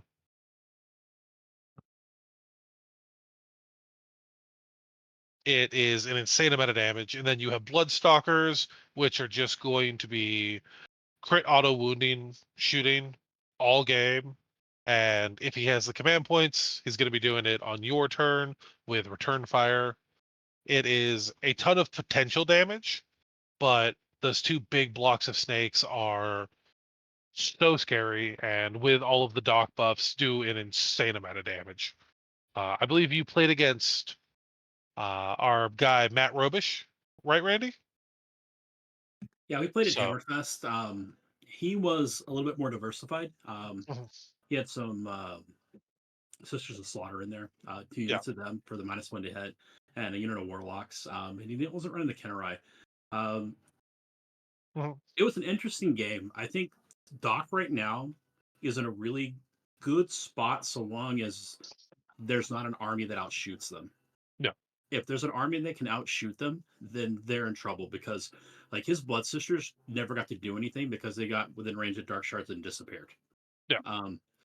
And that's the problem I think he's going to have with them is that he's going to try to move them up the board, and one of those units of Sentinels or something else is just going to delete them because they have almost no protection from it.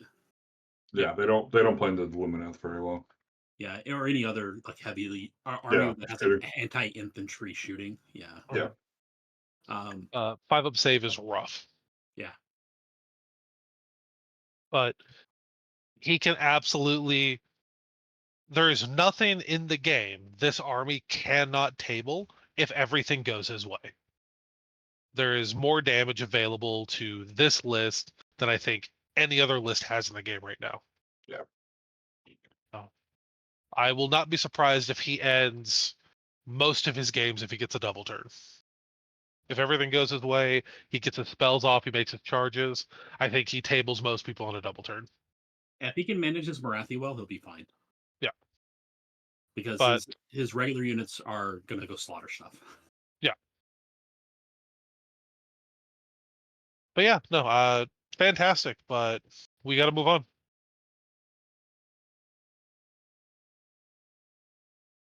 Yep.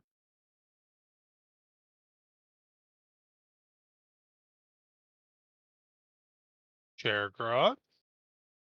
Nothing to see here. Let's move along. Okay, Jeff, I'm going to let you talk about like the next 5 lists. Okay. I gotta wake up. We got a long charge tomorrow. All right, so this is my list. I'll talk about it really quick. Slaves of Darkness, running Twilight Sorceries, which I think is really good and really underused. Lets you do a lot of cool tricks, like turn off commands with Geminids. You can totally shut down shooting with the wall. So that's really cool. I'm running Bellicor, who I feel is the best war skull in the game right now. Dark Master's so good. He's really good. 6 Raptors for grabbing objectives. I like them over Furies because they don't fly and they're not really susceptible to shooting, so that makes them good. 6 Vanguard, I think best cav in the game. Cornmark, they do horrific amounts of damage. Also running the Sorcerer Lord of Manticore. I really like this unit a lot. Its monstrous action is another monster would fight last. It's a movable 5-up board with oracular visions. Running in Minergal, so he's harder to kill. Infernal Puppet for people that take him to Gash. And then Radiance of Dark Glory is the heal. He wants to spruik that further out because he's on a bigger base and he's actually in the fight. As opposed to a Foot Circler who just sits in the back and does nothing. Then I got 2 units of 5 Chaos Knights in Nurgle to make them harder to kill. They're hard on the charge if they don't die. If they don't really die. Like they're just kind of there. But yeah, that is my list.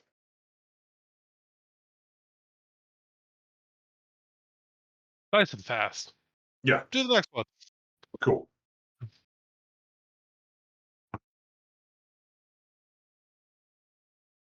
All right, we got Sean. He's running Highlander Slaves of Darkness. He's got a Gaunt Summoner. This is General with Infernal Puppet. Radiance of Dark Glory for the heal. So Furies, which are they're gonna fly up and they could bounce out of combat on a 3-up. He's got a Mind Stealer Sphinx. I don't remember what this does. Is it fights last still, or did they change that? I don't know. I think it still ends up fight last. Yeah, it's a cool unit. Therodons do some damage running those in Khorne. He's also got a unit of Raptorix. He's got a Foot Sorcerer Lord, a unit of Chaos Knights running those in Nurgle. Big brick of Chaos Warriors also in Nurgle, and the 3 Vanguard. Basically blocks with. He's got some good blocks with the Chaos Warriors. He's got the Knights. They're running in Nurgle. Damage with the Vanguard. He's got the Strike First shenanigans. Got some spell casting with the Gaunt Summoner. Got objective grabbing and stuff like that. It's gonna be a really cool Highlander list. It's gonna get some board control. He's running Aether Rot, which, Joe, do you know what that does? I have never used Aether Rot machineries. Aether Rot is pendulum, cogs, something else. I don't even know what the hell's in Aether Rot. Yeah, I think it's pendulum, cogs, and I know swords. Slambo was yeah, it is swords, I think. So Slambo is big on Aether Rot. yeah, basically it's one of the few manifestations that can still walk into combat with pendulum. Swords can do a lot of damage. You can't ward it, and I think cogs are bad. Cogs are.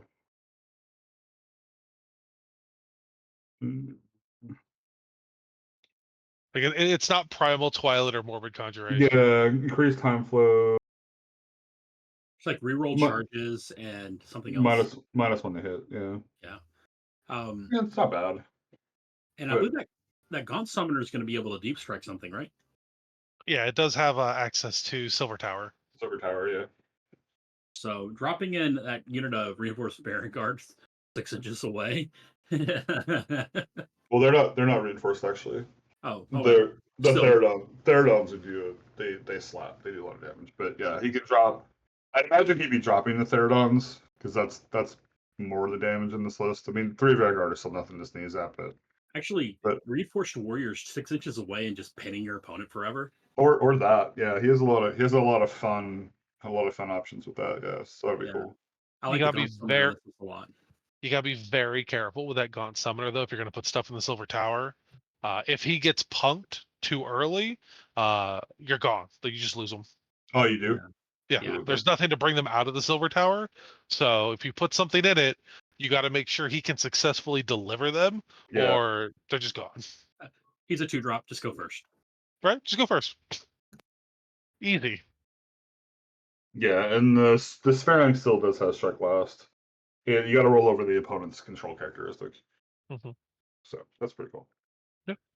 Yeah. So fellow size player, cool list. I dig it, and it's Highlander. So sweet. All right, check out next one.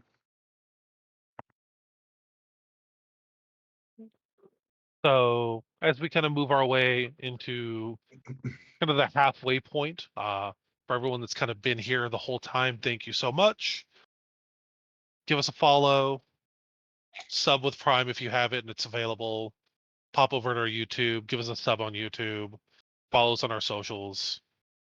We'll get back to the list reviews. All right, so this dude's running Khorne Leapfrog Legion. Oh, this is going to be fun. So 5 drops, Khornate Legion, basically after demon unit fights, mortal unit goes to fight. General's unit is the Slaughter Priest, keeping the stuff out of there so it doesn't give away entourage. He's got Unfettered Fury with Argath, that'll turn off wards. Bloodthirster with Insensate Rage with Relentless Hunger, which is the 6-inch murderless, which is crazy good. It's got the Rumgor Ritualist, which is just another priest. Block of Blood Warriors, 3-up save, they're good brick. You're gonna cause the Karnak to get a pre-game 6-inch redeploy basically, and Skull Reapers. And you guys are saying, I think Skull Reapers honestly might be the best infantry unit in the game. 4 attacks each, crit mortals. They do 2 mortals on the per attack. They do a ton of damage. They are super good. And also running Brand's Oathbound, which is really cool. So he's getting the cagey wizard in the Khorne list, which is cool. You hate it? I don't know. Gunner Brand's pretty cool. It's a cool unit. I mean, put it in Khorne, it's a little dirty, but it's fine. I mean, he's not getting he doesn't have Mystic Shield anymore, so it's fine. Yeah, he's not exactly. Yeah, he's not bronze fleshing, Mystic Shielding, Blood Warriors. But yeah, so the whole Leapfrog Legion, basically, he's gonna have like all his stuff up front that he's gonna want to die. Bloodthirster's gonna come flying out. It's gonna like slam him with that axe, do a ton of damage, and he's just gonna power through and he's gonna jump out. So it's gonna be really hard to pin him down. The only rough thing with, and I've found this running Khorne, is putting the Relentless Hunger on him is a little harder because you don't get his rampage does a ton of damage to to infantry and bigger infantry blocks. And if your power slided in, you don't get it because you have to have charged. And then not getting that, not charging, you can't power through either. So you probably won't see that happening as much with Insensate Rage. That's going to be more the Unfettered Fury, but that thing still does damage too. I mean, it's not a boom thirster, but it's still going to do some damage. Yeah, this looks really good. Just needs to watch out for foxes. Yeah, any of the foxes, Callus, and Toll, they'll have fun with these lists for sure. But yeah, Lovecorn, yeah, looks fun. 5 drops, he doesn't care. He's just like, whatever, I'm just bringing my stuff. Go first, whatever. But yeah, looks great. And I wish I knew more about the regiment. Like I said, spellcasting the stuff there, pretty solid. All right, Daniel Pitt, something blood. That's awesome. All right, so 3 drops. We got Slaughter Priest as the general. There we go. The Skull Reapers are reinforced. There's 10 of those dudes. Insensate Rage with a Relentless Hunger, Argoth King of Blades, Unit of Fleshhounds, Skull Taker. He's a pretty slappy hero. We got the Scar Blood Wrath, so if he dies, he's going to come back. He can teleport when he comes back. And 2 bricks of Blood Warriors. This is pretty simple, basically. Blood Warriors are hard to take down. They're 3-up save. He's got the Fleshhounds for going out on flanks. Insensate Rage is there to do all the damage. He could power slide in. He could turn off your boards. A lot of big damage too is going to be coming from the Skull Reapers. Like I said, 4 attacks each.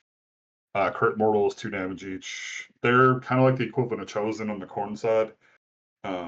They're super good. Slaughter Priest with all those spells. He's got the Judgments, 3 drops. And again, he's running Incarnate Legion, so he can fight with one and then flip over to the other, so he could chain activate. And then Scar. Scar's cool. If he dies, he comes back on an 8, and he can basically teleport and hop in anywhere else. So is that Scar off brand? that's what Matt would call him. Yeah, that is Scar off brand. We don't have Scar on brand. Maybe we will. Let's see. But yeah, this is a fun list. Looks pretty cool. Like I said, this is a little more honest corn. This is just fight through the meat, try to get through those Blood Warriors, chew through, and not get pounded. But yeah, this looks really fun too. Those units of Skull Reapers is going to mess some people up. They're super good. But yeah, we could jump to the next one.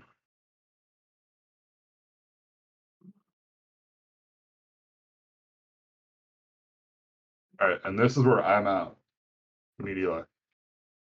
Yeah, I know rattling guns are good. I don't know anything else going on with Skaven.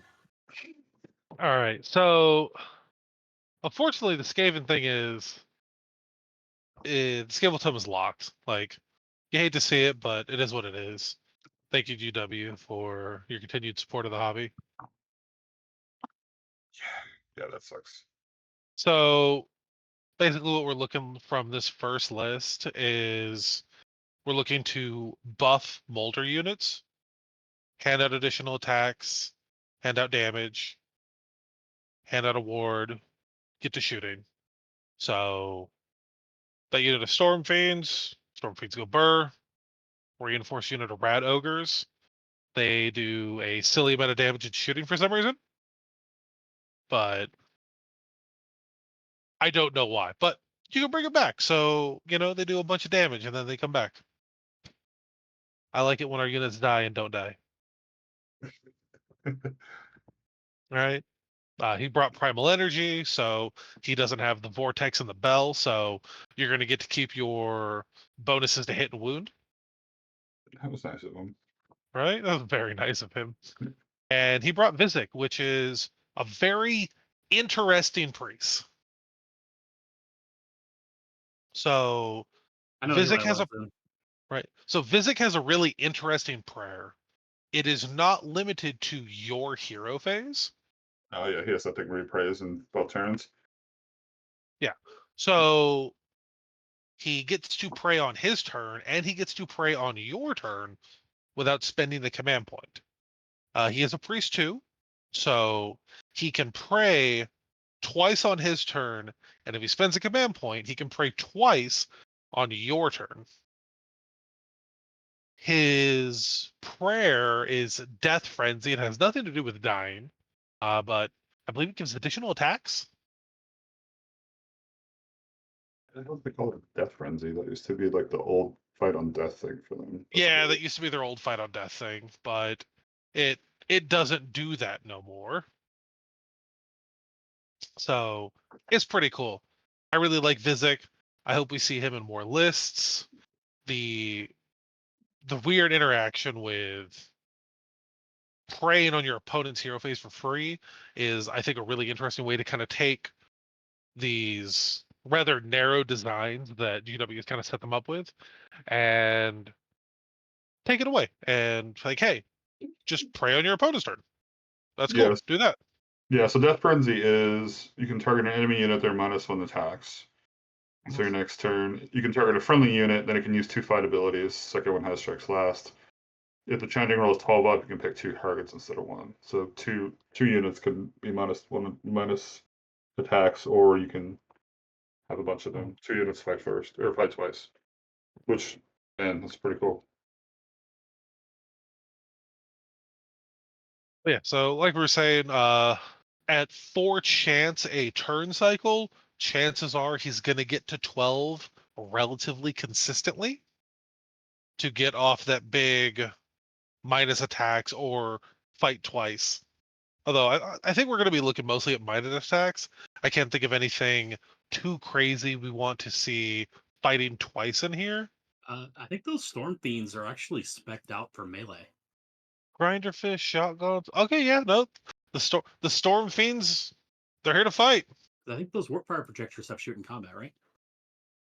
I think so. Let's see. well, Mm,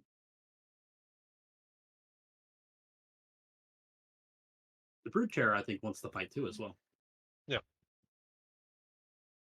all right, so I'd look it up, but I can't. Thanks, G Dubs.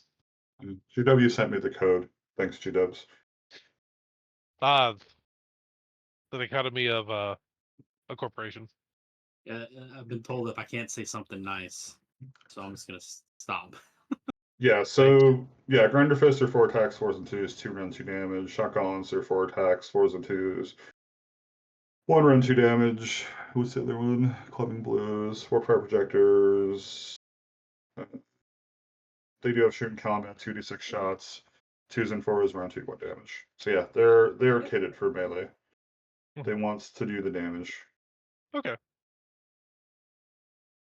And then each crit with the shot gauntlets, they add d6 hit. It turns into d6 hits, which is nuts. Okay. Yeah, no, that's good. I like that. I Yeah. always like seeing rats on the table, and we got more rats to talk about. Right? We do. So let's get to the next Skaven list.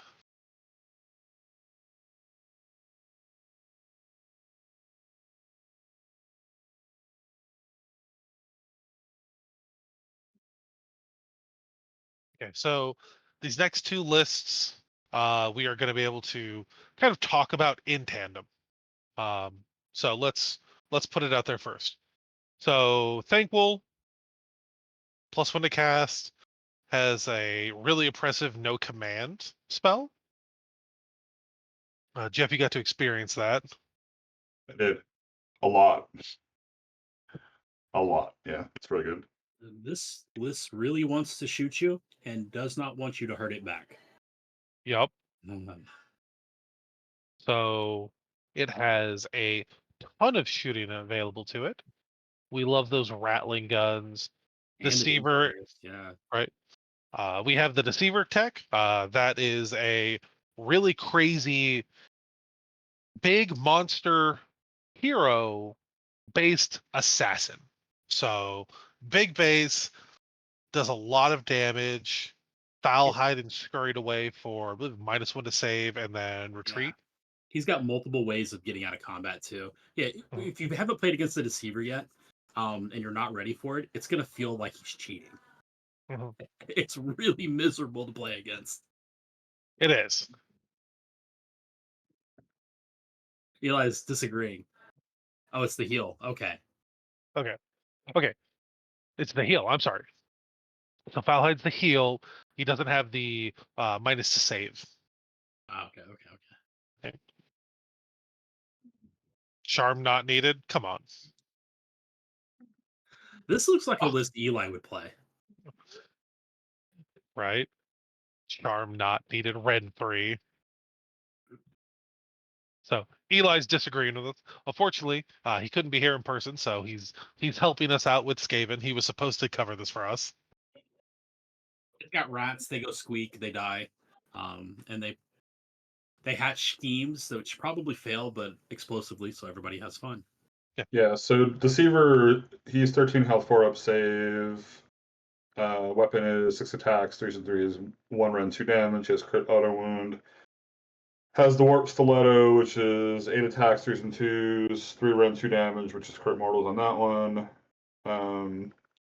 Burst from the Shadows. The units in combat roll a dice on a 4 up. You can pick a point on the battlefield in 13 of this unit.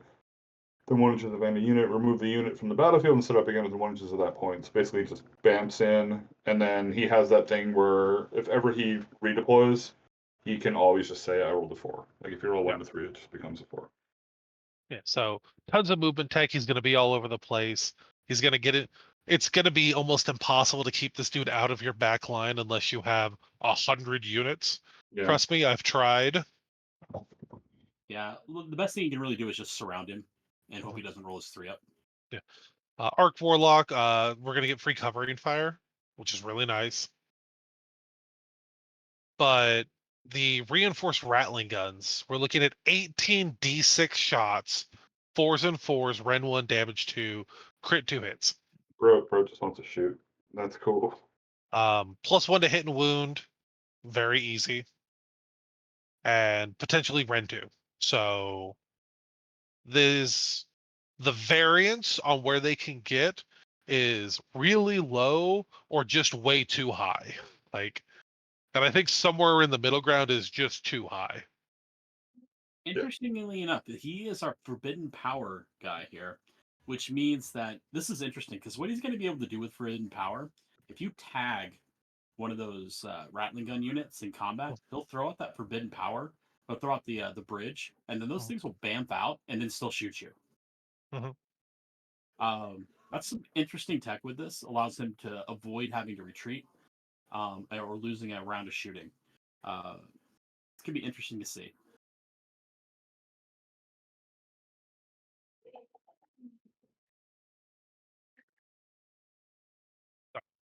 But yeah, tons of damage, huge threat with the Deceiver, and Thankful is going to make you wish you could all at defense. So hilarious shooting, tons of damage. Skaven players doing Skaven things. I'm a little disappointed there isn't more ways for him to kill his own models in this list, but Yeah, fine. Skaven needs some more self-destructs. Didn't get enough.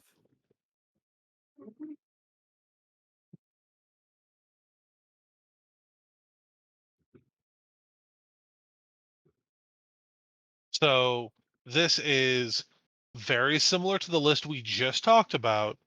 Important distinction. We just have more rattling guns. Twice as many. Jesus. All right, this is the dude that really wants to shoot. Yeah. Right. I was a list ahead of myself there. Yeah, you are, because you said that was for the other one was Manifestations of Doom, which is that's the Skaven ones, right? That is, you don't get -1 to hit and win, right? It's The bell, the bell's so Yeah. good. Bell, very good.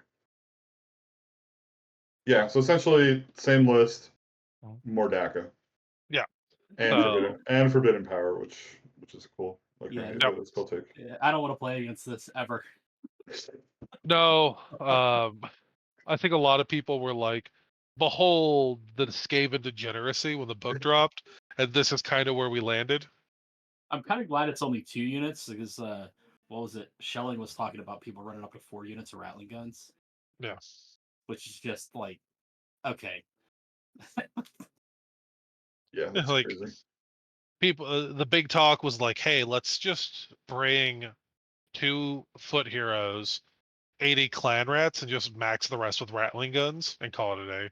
Well, like you can't shoot them because they're a weapon squad. So it's like, what are you gonna do? That is incredibly annoying.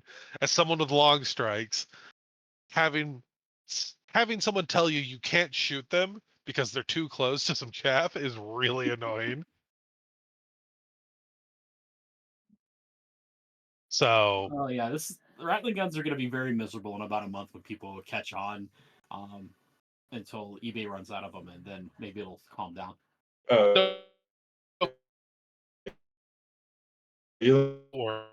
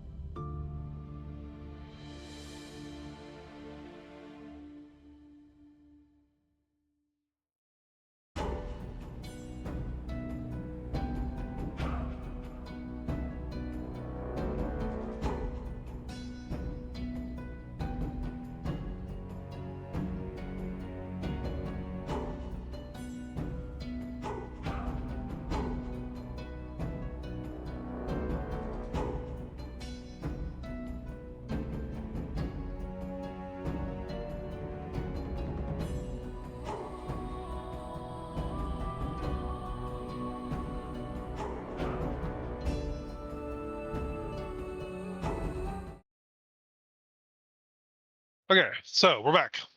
Yeah. Thank you, Discord. All right. So, all right, we're back. And I think we're finished up with Skaven, and we are dipping down to Disciples of Leech.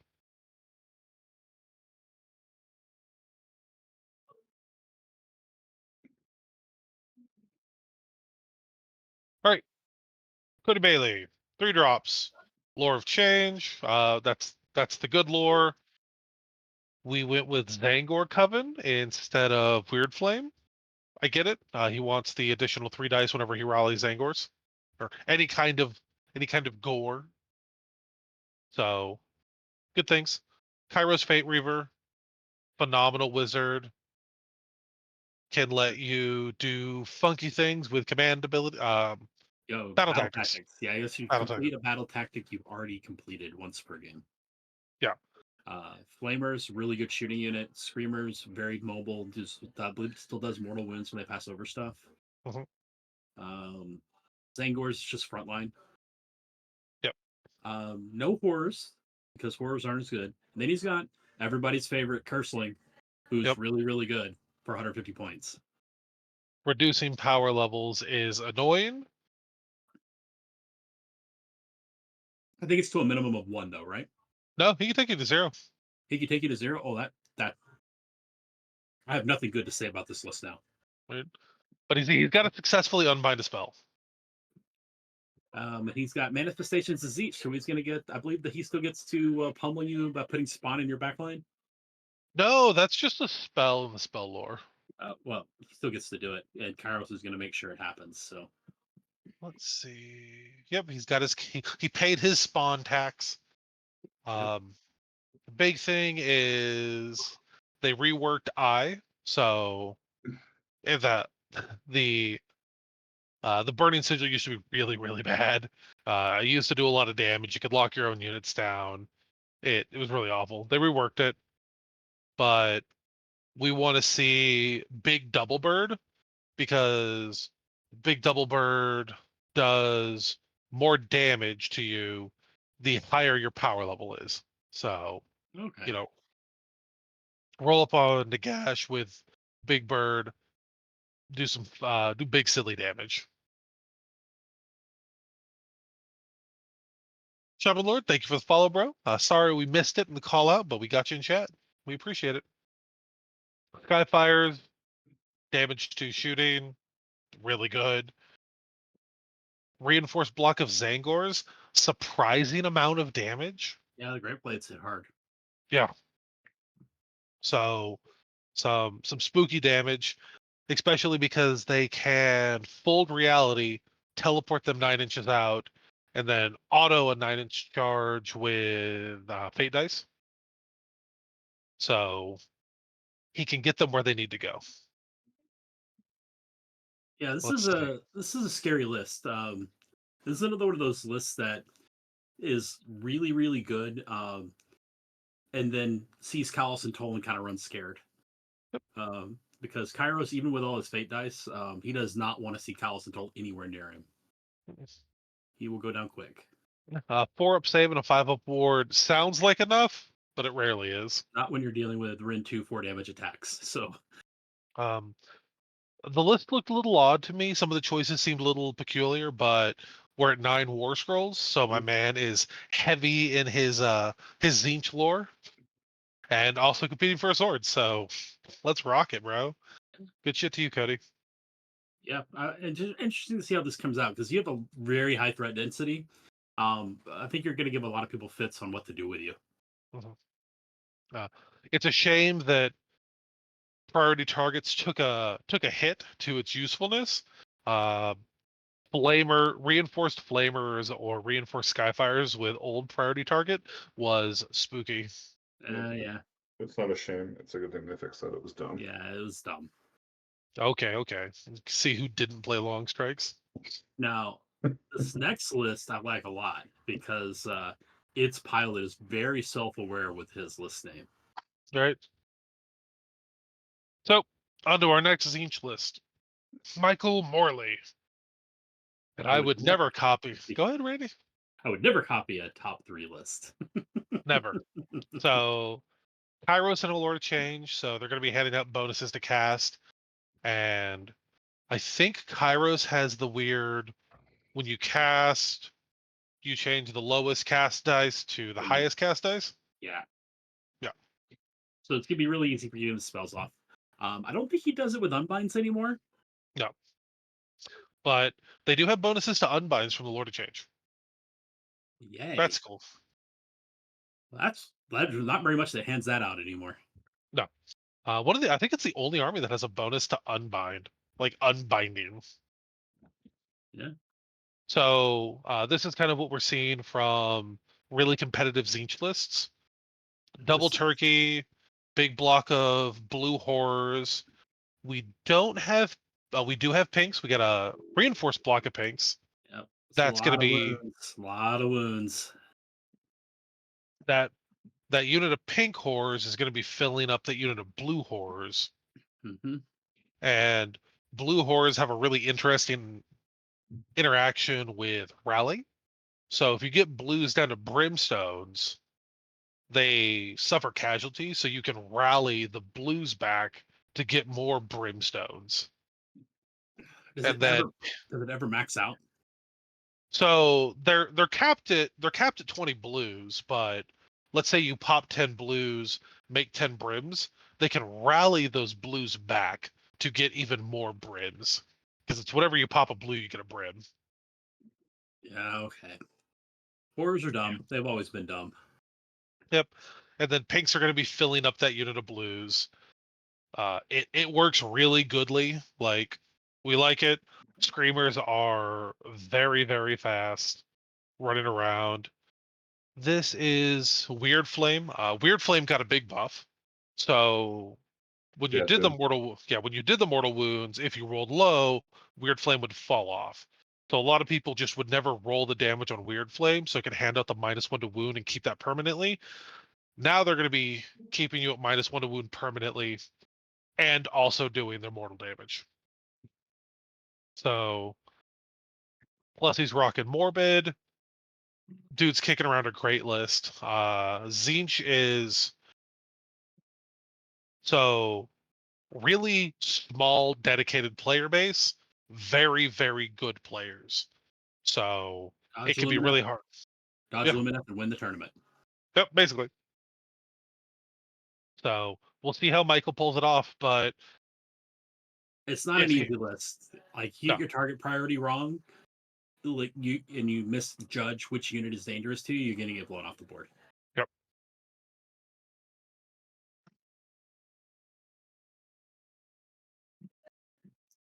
Get down here to wait, Slanesh next.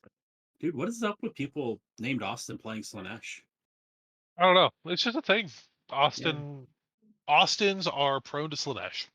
Yeah, I guess so. Our local Austin also plays Slanesh. Yep. So Shalaxi, that is the named Lord of Pain. No, not Lord of Pain. Oh my god, what's the demon called? She's the peacock lady, right? No, that's the named That's- greater demon, That's the assassin Oh, hey. that you're thinking of. right? Oh, Shalaxi's the one that's always -1 to hit, right?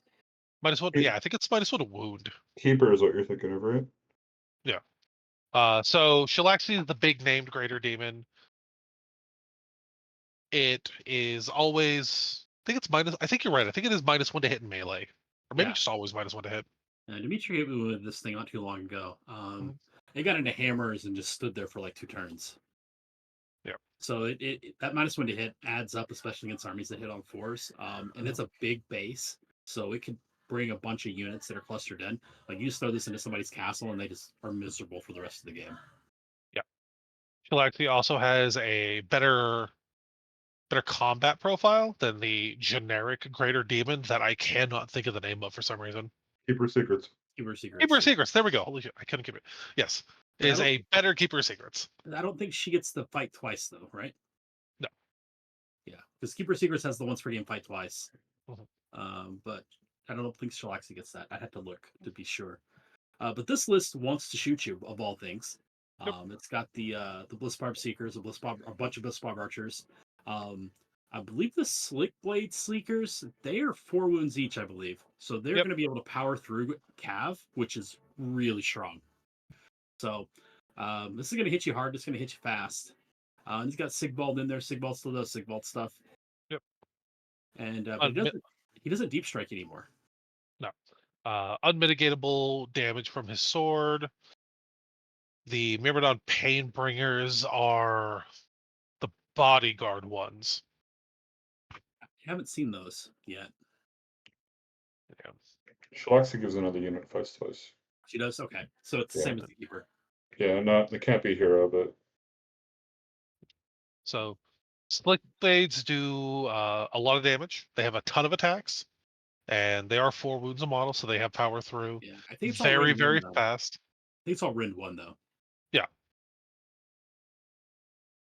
And So yeah. Slanesh just got a rework to their dice. It's not absolutely awful anymore. Your faction abilities no longer actively hurt you. Yes. I mean, the faction abilities still aren't the greatest, but they're better, and they can be really funny. It's like, I thought I was going to get a 6. Instead, I took 3 mortal wounds. Right. I just want candy. Give me candy. Yep. And Austin, if you're going to hand out candy, I recommend handing out truffles. People Yep. love truffles. And do we recommend handing out 2 dice? Do we give people the boxcar charges, or do we just here's 1 dice? You know, play like Dimitri. He's just like take the 3 dice.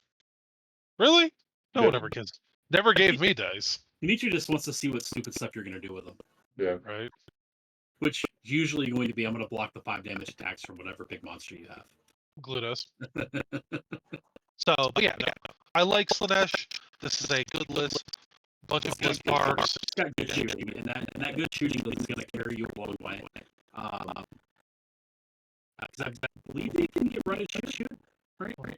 So That's basically the same thing. Okay.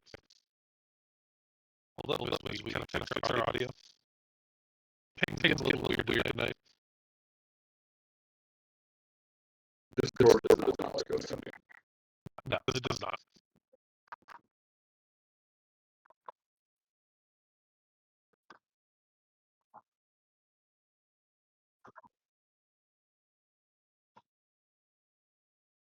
Right.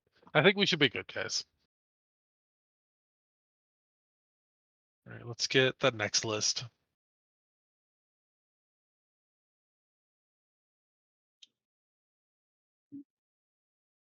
All right, so next list, Eli Sweet. I'm gonna go with Sweet. Sweet sounds better than maybe Sweat. It's spelled like SWAT. Oh, well, I'm saying Sweet. So Beast of Chaos forever. Everybody loves it. I haven't seen some of these units in years. Right? Some old world. Like, I don't even know. I haven't seen Dragon Ogres since like LVO 2 years ago. Oh my And god, Dragon Ogres. And I have no idea what a Syndicor is. Where's It's Albert? Centaur. We need Albert for this. Centaur. So Beast. So starting down from the Beast Lord, pretty cool. Bestial Cunning, I believe, is the pick a unit, give it a additional D6 to its charge. Vestigors are this weird anti-shooting, anti-melee unit. So they get additional attacks if you all out defense, and they're just -1 to wound against shooting. So A lot of shooting Vestigors are units on force, so yeah, it's good. Vestigors are really good. And Ungors shoot themselves, but well, they shoot, not them. They shoot. Yeah. But they're not. It's not great shooting. I think it's like 4s and 5s or something. Now, if I can remember which one is which, so it's either the Vestigors give themselves a 4-up ward. Yeah. So Those are the Nurgle ones, right? the Centaurs. Yeah. So Okay. the Centaurs, if they're not in combat in the move phase, just give themselves a 4-up ward for the rest of the turn. That's In the move So phase, though, is it any move phase or it is once per turn, army, your movement phase. okay? And it lasts until end of turn. Yeah, end of turn. Huh. Okay, that's an interesting ability because it doesn't carry over, so it won't protect you from a counter charge from being charged from a crackback, but Mhm. it will protect you on your turn charging in. I like that. That's an interesting mechanic. They are cavalry, so we're kicking around, Ren 2, damage 2 on the charge. 3 wound minimum, right? Yeah. 2. 2. Oh, I thought only Gits got stuffed with the 2 wound cav. Right. So that makes them the strike first. So the dragon ogres have strike first on the charge, which is really Cool. nice. Still a bunch of No, attacks. strike first if they don't charge. I'm sorry, I'm used to Bulgor spam and like Ungor spam. So the Centaur and Dragon Ogres kind of threw me for a loop. I had to look the War Scrolls up. This is an interesting, rather passive list, I think. I don't know. I'd love to see this on the table. I want to see how it works. Yeah, no. So the Centaurs is a kind of interesting pick. A 4-up ward's a really big ward. But They're only like a 5-up. 2 wounds. Yeah. Yeah, they're only on a 5-up save, so as long as they're not going into like big multi-damage units, that 4-up ward's going to do a lot of heavy lifting. So it's probably what 4s and 3s and 4s -1, 2 damage on the charge. -2 damage. Oh, They that's get really plus, good then. yeah, they get +1 rend, +1 damage on the charge. Oh, that's solid. Three attacks. Yeah. Huh. So if they get in and they kill something, nice. Like we like to see it. And the points per wound isn't great, but I like the rest of that profile a lot. Yep. Great Brave Shaman is going to be chilling off the board, just throwing mortal wounds at you. He's got to come down on by turn 2, though, right? Yeah. Huh. And then the Beast Lord is the chain activation, and then gives additional attacks if he's in combat with a hero to everything wholly within 12 of him. He's going to be following those dragon ogres around and making them scary. Yeah. So no, as a kind of shiny and chrome to Valhalla Beast of Chaos send off list, nice. Like Yeah. you're playing around with more of the range than we typically see. The lack of familiarity your opponents are going to have is going to help a lot too. Or it's going to hurt you because every combat phase they're going to be like, wait, what does that one do again? You got the chest clock. You're going to need it. Right. And this is a Highlander list too, right? No, he's doubled up on Centaurs and Dragon Ogres. Dragon ogres. Oh, okay.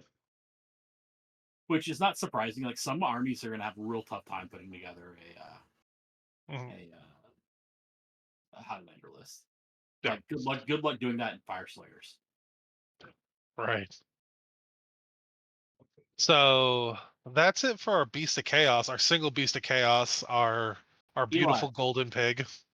Yes. Keep it up, man. Beast Cast forever. Right. Don't go gently into Old World.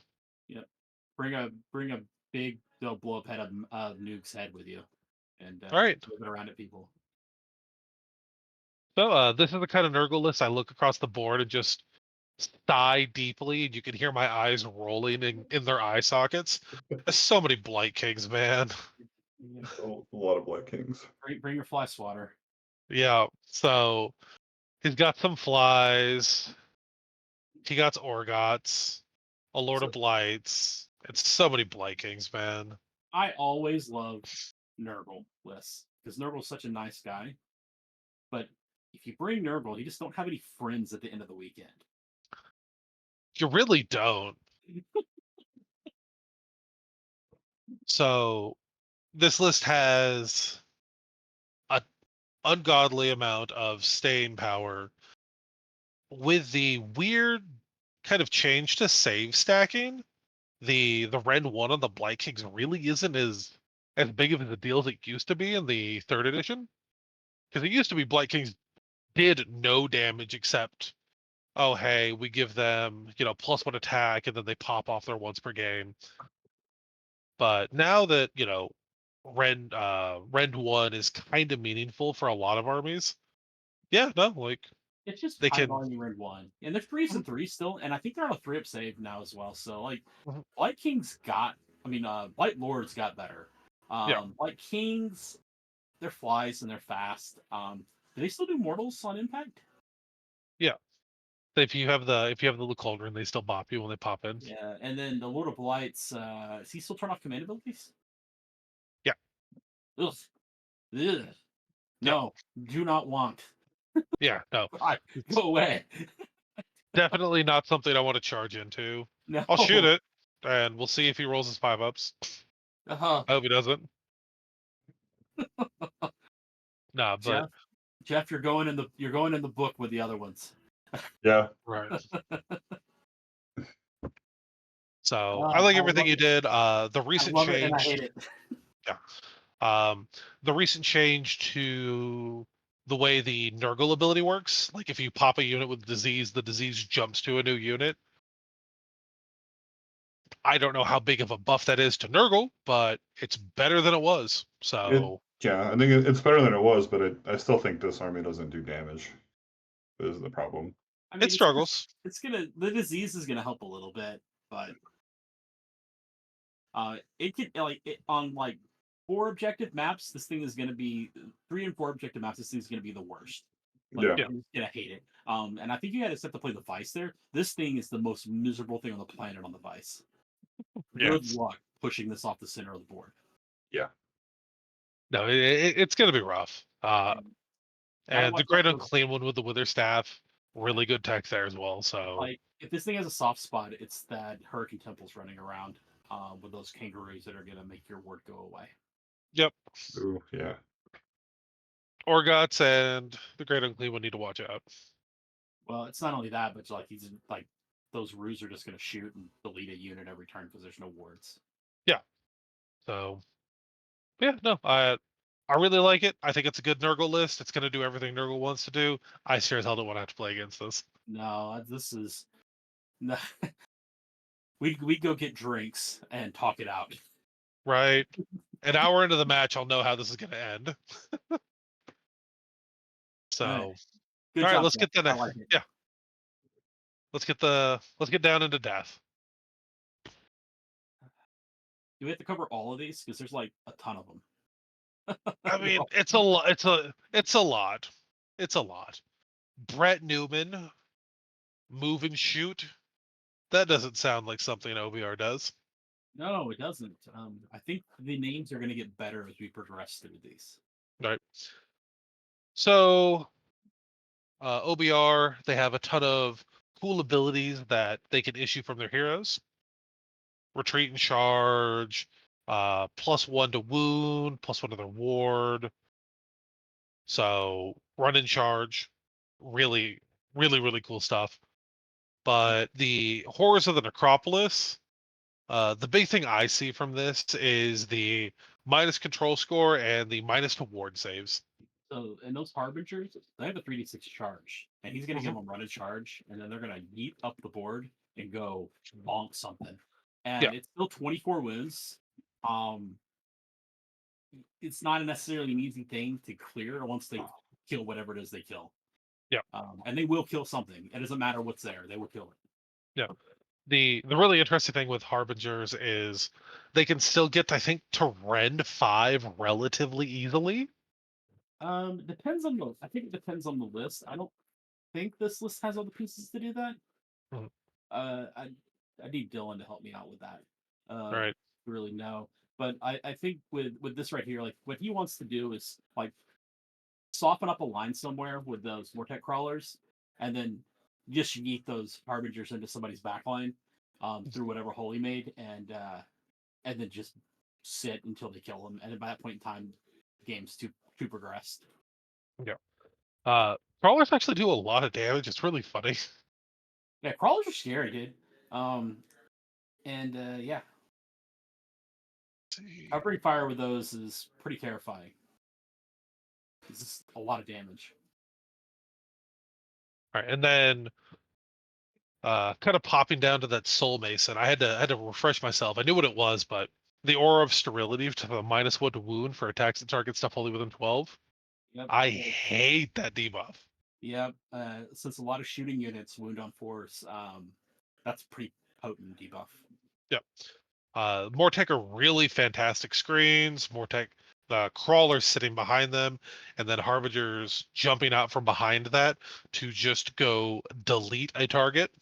Yep, this is a very solid army here. I think if his one soft spot is that outside of those Harbingers, he doesn't have a lot of ability to push something off an objective. Mhm. And I think that if anything gets him, it'll be that. Because the Mortec Guard, they're very tough, but they just don't do a lot of damage. He's gonna have to hope Netherite weapons pop off, and he just explodes all over the place. Yeah. Because the Mortec Crawlers are great at blasting stuff, but they just don't clear objectives. So that could be a problem. I don't know how many 6 objective maps we have since there's like 5 missions with 6 objectives. Yeah. Yeah, interesting to see this. I like this take on it. I like the Mortec Crawlers a lot. And Mhm. I like to see the Harbingers without Nagash babysitting them. Yeah, it makes that package way more stomachable, knowing that once I deal with it, it's gone. I don't have to kill it twice over after it pops in and deletes my valuable unit. Yep. But I have a But feeling we'll have to talk about that more in a minute. yep. All right, let's get to the next list. Yep. Yeah, he walked away for a moment. Yep. And okay, now our names improve.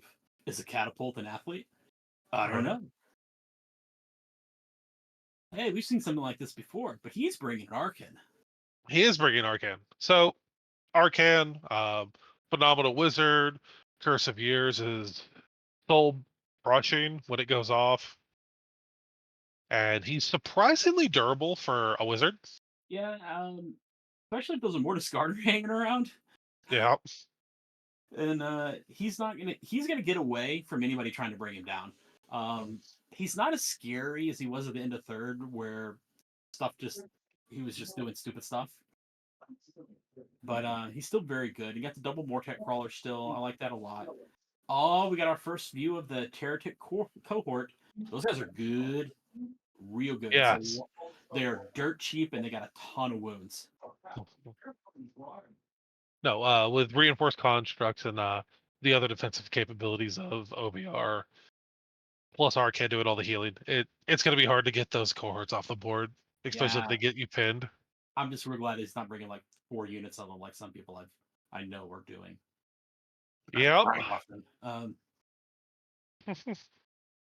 But a lot of similarities with our list above, except we're swapping in Arcan and the Immortus Guard. We're going down to only 1 unit of Harbingers. And But unreinforced, I think it's still fine. I think he uses them a little differently here. I don't think he yeah, eats them in. I think he uses them to clean up anybody who gets into his backline. yeah, it'll be fun little spot removal, and they will definitely go clear off any chaff on a side objective, and then move on to something else. Yeah, I think he's gonna have to protect his Cavalos Death Riders a little bit more, Mhm. just because they're gonna have to do some more heavy lifting. Yeah, and Death Riders are phenomenal. Yeah, they are. They're very good. Every war scroll in this book is amazing. At 180 points, they're just so yeah. The only downside is they're on 4-up save. That's Yeah, really the only thing that's against them right now. right. But we love this list. We love you, Charles. Let's see the next one. Great name on your army. Yep. And we got Charles Fox. We got 2 Charleses in a row playing OBR. Right. It's finger licking good. Chicken legs and wings. Okay. We know he's hungry. All right. Let's see what we got. Arcan, Leech Cavalos with the cohort. Soul Mason with the Helmet Harmony. The Morgas Arcany. These are the deep strike ones. Yeah, and I think they turn off command still? Yeah. Yeah. All right. So this Charles is just bringing the good stuff. Yeah. This is a good stuff list. This is very similar to something we would have seen at the end of last edition. Leech Mhm. Cavalos here is to prevent charging. It's mostly useful to stop counter charges. Mhm. Terra Decor, it's just a lot of good wounds, a lot of wounds for cheap, and all these Morghast are high damage. This is a solid list. You're gonna be fine. You're a little body light. I think that's it. I think it's Mhm. the you have a downside is you're just body light, so every model they pick up is bad. Yeah. I like this. It's good Yeah, stuff. no. This is I played Stormcast all of 3rd edition. The best stuff in my army book is something I can get behind. So good stuff lists, I like it. Yep. This is yeah. This is gonna be a challenge for a lot of armies who aren't prepared. What this reminds me of. This reminds me of like Gargants at the start of 3rd, where it's just like, do you have the tools to deal with this? Because if you don't, Right. I'm gonna run you over. Yeah, no, you have to chew through some serious wounds, And or those get wounds, clapped. and those wounds are packing Rin 2, Rin 3, 3 damage attacks. So and Mhm. shutting off your commands. Yeah. And remember, the Soul Mason can give strike first to a unit, so he can take multiple combats safely. Yeah. This is Yeah, another army that doesn't want to see Callus and Toll. All right.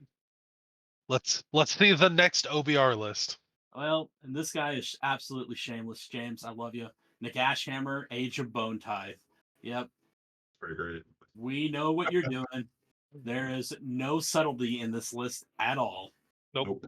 He's bringing Nagash and 3 reinforced units of Morghast Harbingers. 2 units. 2 units. No, there's Well, 3. 3. Yeah, there's 3. He gets one back. He gets one back. He gets one back. Ah, yeah, fair. So Nagash, he points at a unit that's dead, and he's like, "Hey, come back at full strength, once per game."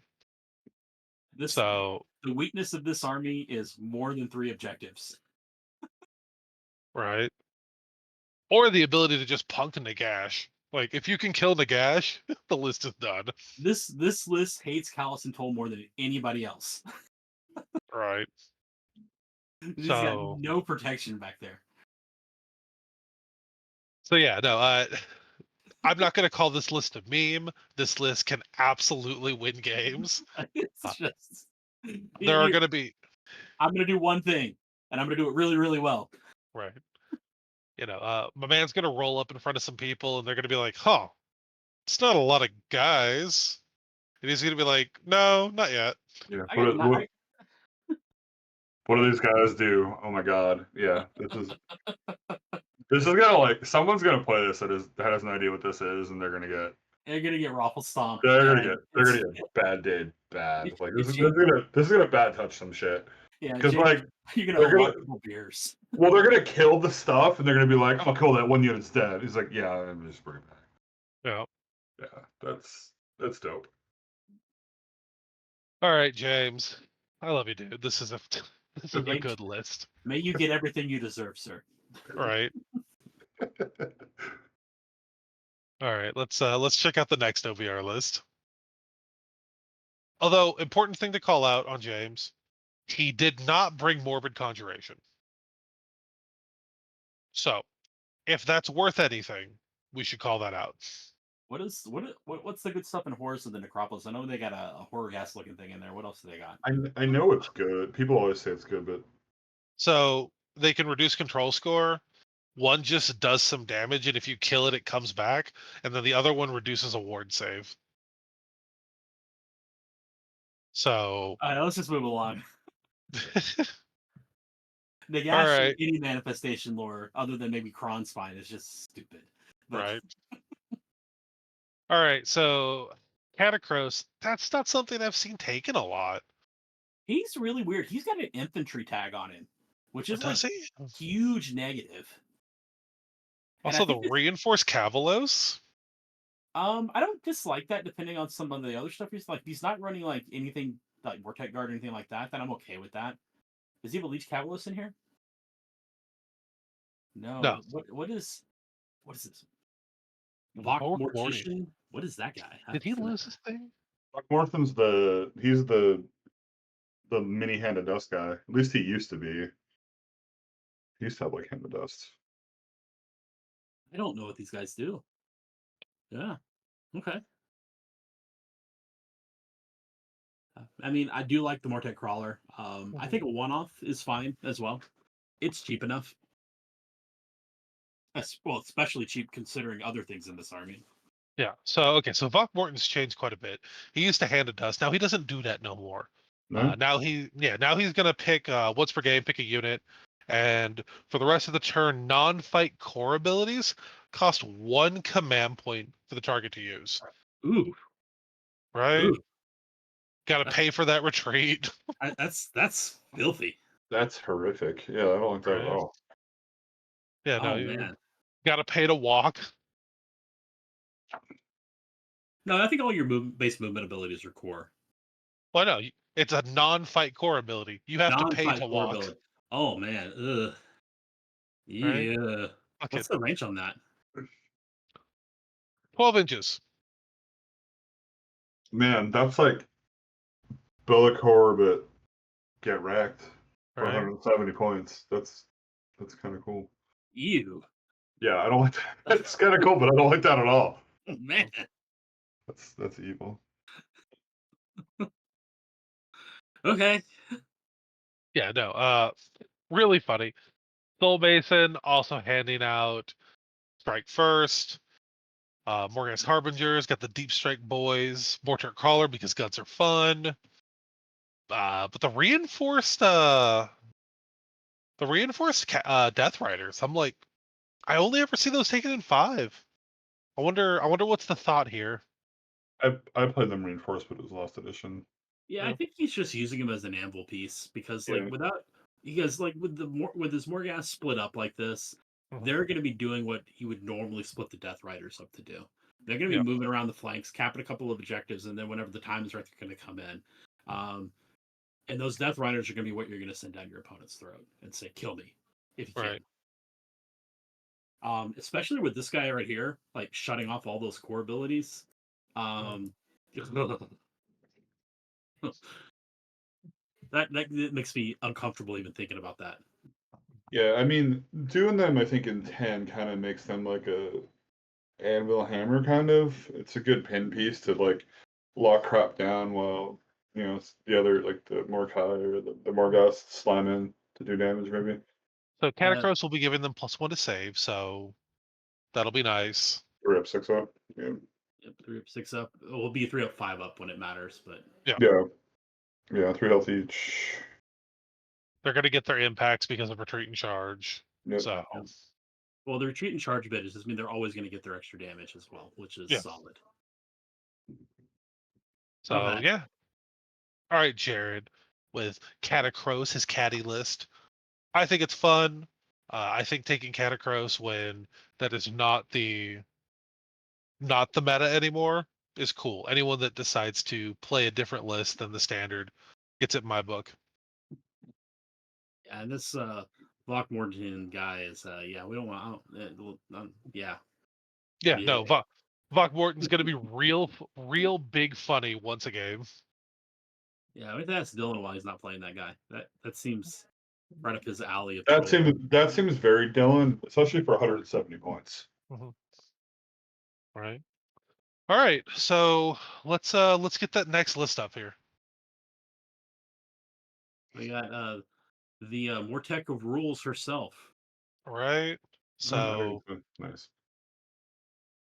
she's also bringing Catacross. She's bringing 15 Death Riders. Neat. Yeah, and I think we nailed this. I think they're going to use this. They're going to just cover for Catacross and just use that retreat and charge to constantly be pinning your opponent in. Yeah. But the under-reinforcement is clearly here to just do what the Archive were doing in the last list. Yeah. She brought the big Archive. She brought a Crawler. She brought a Soul Base. Yeah, this is more of a traditional Catacross list in this edition, I think. I like this too. It's very straightforward. It's not gonna. There are no side. It's not attacking you sideways. Yeah. It's Both Death Riders and the Archive are gonna have +1 to save probably the whole game. Yep. I hate to call any Death Army as a fair army, but as Death Armies come, this is about as fair as you get. Yeah. No, this is. It's gonna press W. It's gonna hurt you. Yeah. So she's also bringing For the Necropolis. I feel like we missed an update somewhere along the lines. But okay, cool. Let's pass on from Maddie to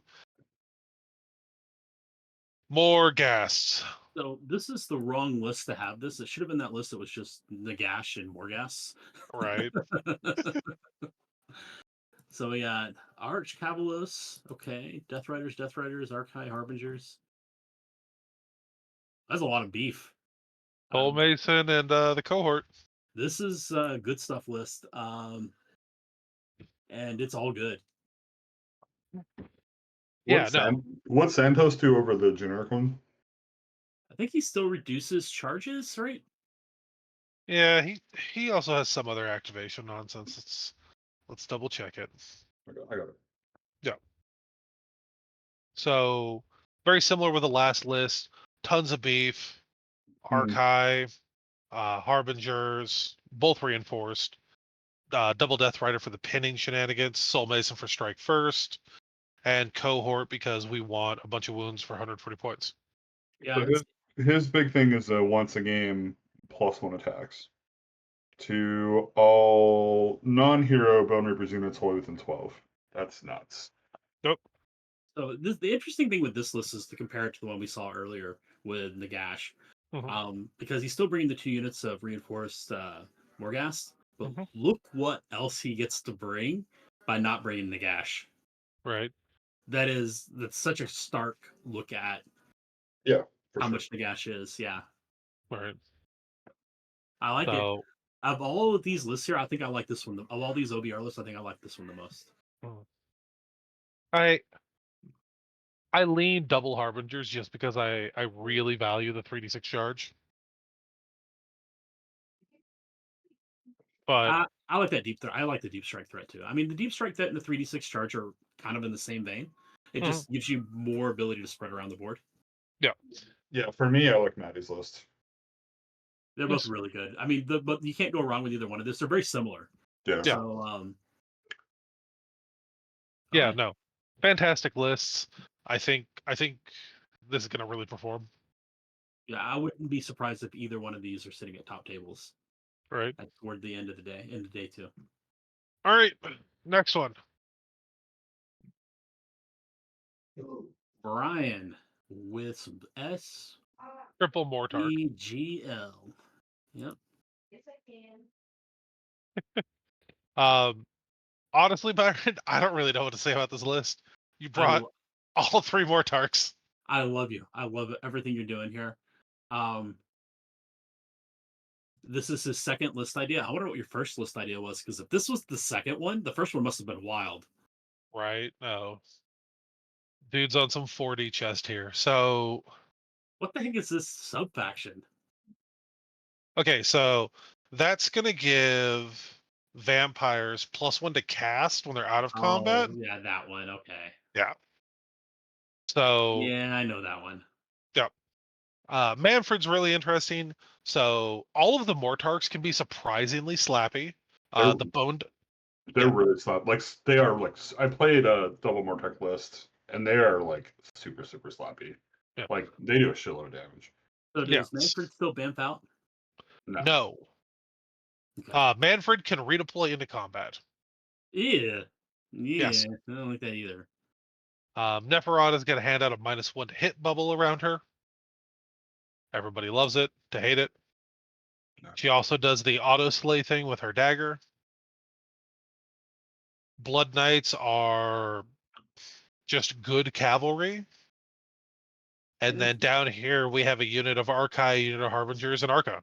Yeah, I think this list is like the big scary monsters are big and scary, but this list feels very fair because you're so body light. And like anytime I see Blood Knights and they're not reinforced, I'm just happy. Right. Because reinforced Blood Knights are. Yeah. Don't ever want to see that. It's so awful. I play an infantry army. I never want to see Blood Knights. Yeah, I like it, Brian. I do. I really do like it. But if you want to let us know what your first idea was, we really want to know that too. Right. Yeah. Reach out to us while we're there and over there in Missouri, and you tell us what the first idea was. Yeah. His second idea was wild. Yeah, I love it. I love it. This might be the most original thing I've seen here. No, I don't know if original is the right word. This is the most fun list we've seen so far. Yeah. You know Byron's gonna have fun this weekend. All right. Let's go down to our second Soulblight list. We got more Neferata. Yep. So Neffy's here. This is bringing some of the more nasty Soul Blight stuff. A little bit. I Mhm. think this is a very fair Soul Blight list. Reinforced Graveguard is really good. Blood Knights, Vampire Lord on Zombie Dragon has been phenomenal every time I played against it. So, And Neferata and Blood Knights, yeah. And Rocket Kron's fine, even yeah. with the +1 to cast. Okay. So he's got Reinforced Graveguard. They still do a ton of damage. They're just now harder to kill in this edition. Cool. But Crit Mortals, anything that has Crit Mortals is good. Yeah. But Graveguard get Big, better when they have Manfred around, right? uh, they don't benefit particularly from Manfred, just because Manfred has to like kill something to give out the bonus attacks for But he's got summonable units. like a high range shooting attack, doesn't he? I don't think he does. I just remember John never had an issue popping a model to get the extra Yeah. attacks on me. I haven't seen anybody take zombies in a hot minute. Yeah. It's still 40 Zombies wins. are It's the 40 wins. It's a chunk of they're change. not what they were, but they can be difficult to deal with. So the zombie dragon has D6 shots at Ren 1 damage 3, so that could definitely kill some dudes. Yeah, that's Yeah. spicy. It is. Soul Blight shooting. Who knew? Right. Yeah, no, the 3 or 4 shooting attacks it has you really don't want to mess with. So I love it. Colton was like, hey, let me bring my favorite Soul Blight stuff, and brought a really honest list. Yeah. Typically when you see Soul Blights, it's Blood dogs Knight. and blood knights Dogs and Blood everywhere. Knights. It's just I'm so happy that it's not just the worst. The worst that Right. Soul Blight can bring. I love seeing this other stuff here. And I say this as I've lost more games to Soul Blight in AOS than I have any other army by a significant margin. So I hate this army, but I like Yeah. both of these lists a lot. Yeah, no. Good shit, Colton. I love it. All right.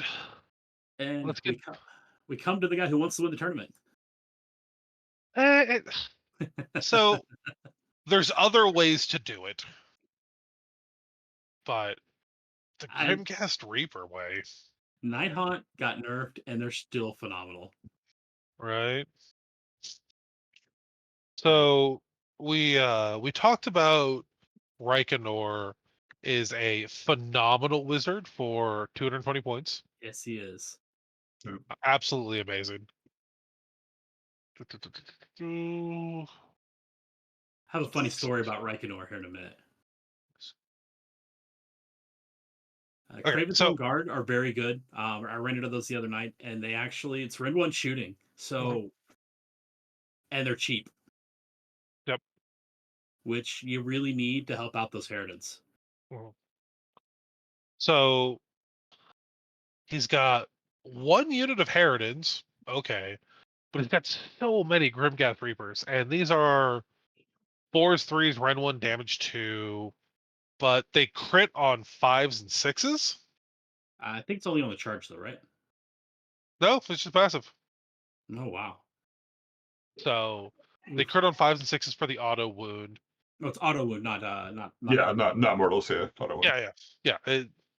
So 2 attacks a model. They go to Ren 2 against infantry because they're anti-infantry. You pair that with all of the standard Night Haunt debuffs. Sorry, it's getting late. We've talked a lot. Yeah. Dreadblade Harrows are going to be able to hand out -1 to save because they're cavalry. The hero can do anything. We love it. Yep. And there's going to be a purple sun out there all the time. Yep. So Reikenor can get 2 casts if he pokes himself. I think he goes to a 2-pass wizard. Yep, and he can award it, so which he usually No, does. he can't. Oh, I got cheated the other day. Yeah. No, So actually, rephrase so- that. Chris cheated himself. So yeah. So Reikenor's corpse candle goes straight to wound allocation, so okay, it bypasses the ward phase, the ward step. got it. So But yeah, no. Whenever I see Night Haunt, I immediately expect to see hex rates. If you're not mass spamming hex rates, I don't really care what you're playing. Um, It's yeah, hex rates are nasty. They're still too cheap. Well, it's actually the problem with hex rates is always going to be 30 wounds on an unrendable save. so. I think the issue with hex rates, in addition to that, is the mortal wound output they have. If a single model survives because of the retreat and charge ability, Or just charge you back into combat. You never leave. Yeah. yeah. So they're constantly going to be slamming you with impact hits, and there's nothing you can do about it besides kill the whole unit. And Now, it's so much mortal wounds over the course of a game. just be aware he's not going to retreat. He's just going to charge into combat because he's on Vanishing Phantasms, which that's the Mhm. teleport sub faction, not the Yeah. retreat and charge one. Yeah. So he's just going to go, okay, I'm going to charge even though I'm still in combat, and I'm just going to land here. Yeah. It's so dumb. But pound for pound, it's the toughest army in the game. Mhm. It's real good. Yeah. Well, So they did what they changed though. You can only charge one unit now in combat. So if you're in Yeah. that sub faction that allows the retreat, run, and charge, you can only do it for one unit. Everybody else can still retreat and charge, but they take the mortal wounds. Yeah. Okay. So, David, thank you so much for not bringing the most degenerate Night Haunt list possible. But I really like the Craven Throne Garden here. Good Yeah. job with that. They're underrated. Even though they're derpy 4s and 4s, it's still Rend 1. And this army actually struggles for Rend in general. Funny story about Reikenor, though. The other day, Carlisle charged Reikenor into Callison Toll and didn't fight with him first. Oh, no. I'll just leave that there, and you guys can harass him about it next time you see him. Right. Yeah. No, I'll give him shit. All right. Let's see. Okay. So we're almost done, guys. 5 more lists. And we get to the fun stuff now, anyway. So, Right. Destruction. Well, we got to go through one. We got to go through one. but this is like 2 war scrolls. We'll be done with this real quick. Okay. So Gloom's Fight gets Trog Herd. He's bringing Scragrot and Trogs, baby. Skragrot and Trogs. Oh, he's got Trug in here. He Oh, does have Trug. He does have Trug. The man decided he wanted to put a little salt and pepper on his mashed potatoes. He's got a unit of Dankholds in here. Ooh, that's a Hey, spicy meatball. And Right. he took the crown spine, so hey. So we're giving him shit, but We're not good. know, You're a bonking. You shall go. right, He will bonk. Lots of times. Harrison would be proud of you. Yeah. right, No, change that. Harrison is proud of you. right. So I'm glad to see all these Trogs and no squigs. This the lack of squigs makes this bearable. Yeah. Watch out for Trug. He is very expensive, but that guy can bonk harder than anybody else. Those antler attacks, especially if the Dankhold Trog boss is giving everybody extra attacks, those antler attacks aren't companion attacks like they are on most things. Yeah. They hurt a lot. So the big thing is Scragrot can manipulate where the moon is. Moon gets to the middle of the board. Everything in here is on a 4-up, 5-up. Heals a D3. Yep. So durable. So many wounds. Yeah. Don't get So much pinned and you'll be potential fine. damage. Yeah. Don't Much get potential pinned. damage. Watch out for bodyguard units that are reducing your attack profiles because that's bad news bears. You'll get stuck and you'll never move. Yeah. But thank Alex, you I so love it. much. Yeah, no, Alex. If you're gonna play Trogs, this is the way to do it. Straight up. Yeah, agreed. Now we have a Trog list that's going the Highlander route. Yes. Got Trug again. Trug's the general. Yeah. Oh, Trug's gonna have bodyguards from that Gobblepalooza, and that's gonna be miserable. Right. I hate Gobblepalooza. Gobblepalooza is the bodyguard for Trug. That is so miserable. Right. Because they're gonna be So handing out that -1 to hit, and it's just gonna be Yeah. So Skitter Strand of Ragnarok. Who doesn't love a spider that just like shows up, does its thing, and then leaves? And Spider Riders, of course, for them, the men are going to get mortal wounds, so those are Yep. good. Yep. And Tankle Trog Boss, Clammy Cowl, that's pretty standard. Rot Guts. Got a fun Fungoid boy. Yeah, fun guy's with here. with the stabba, This guy's handing out -1 to hit all over the place. right? Yeah. Those fucking nets, the Gobapalooza. Yeah, this So is a fun list, and it's not weak. This is a strong list. I think I'd probably want to see Bounders over Hoppers, but that's just me. Mhm. That would put him on an extra command point that first turn. yeah, I prefer Bounders as well, but for a Highlander list inside of Gits, yeah, man. I mean, Hoppers are still 20 wounds for 170 points, so that's really solid. No, I think this is a fantastic Gits Highlander list. Yeah, I want to play against this. This is gonna be a fun list to play against.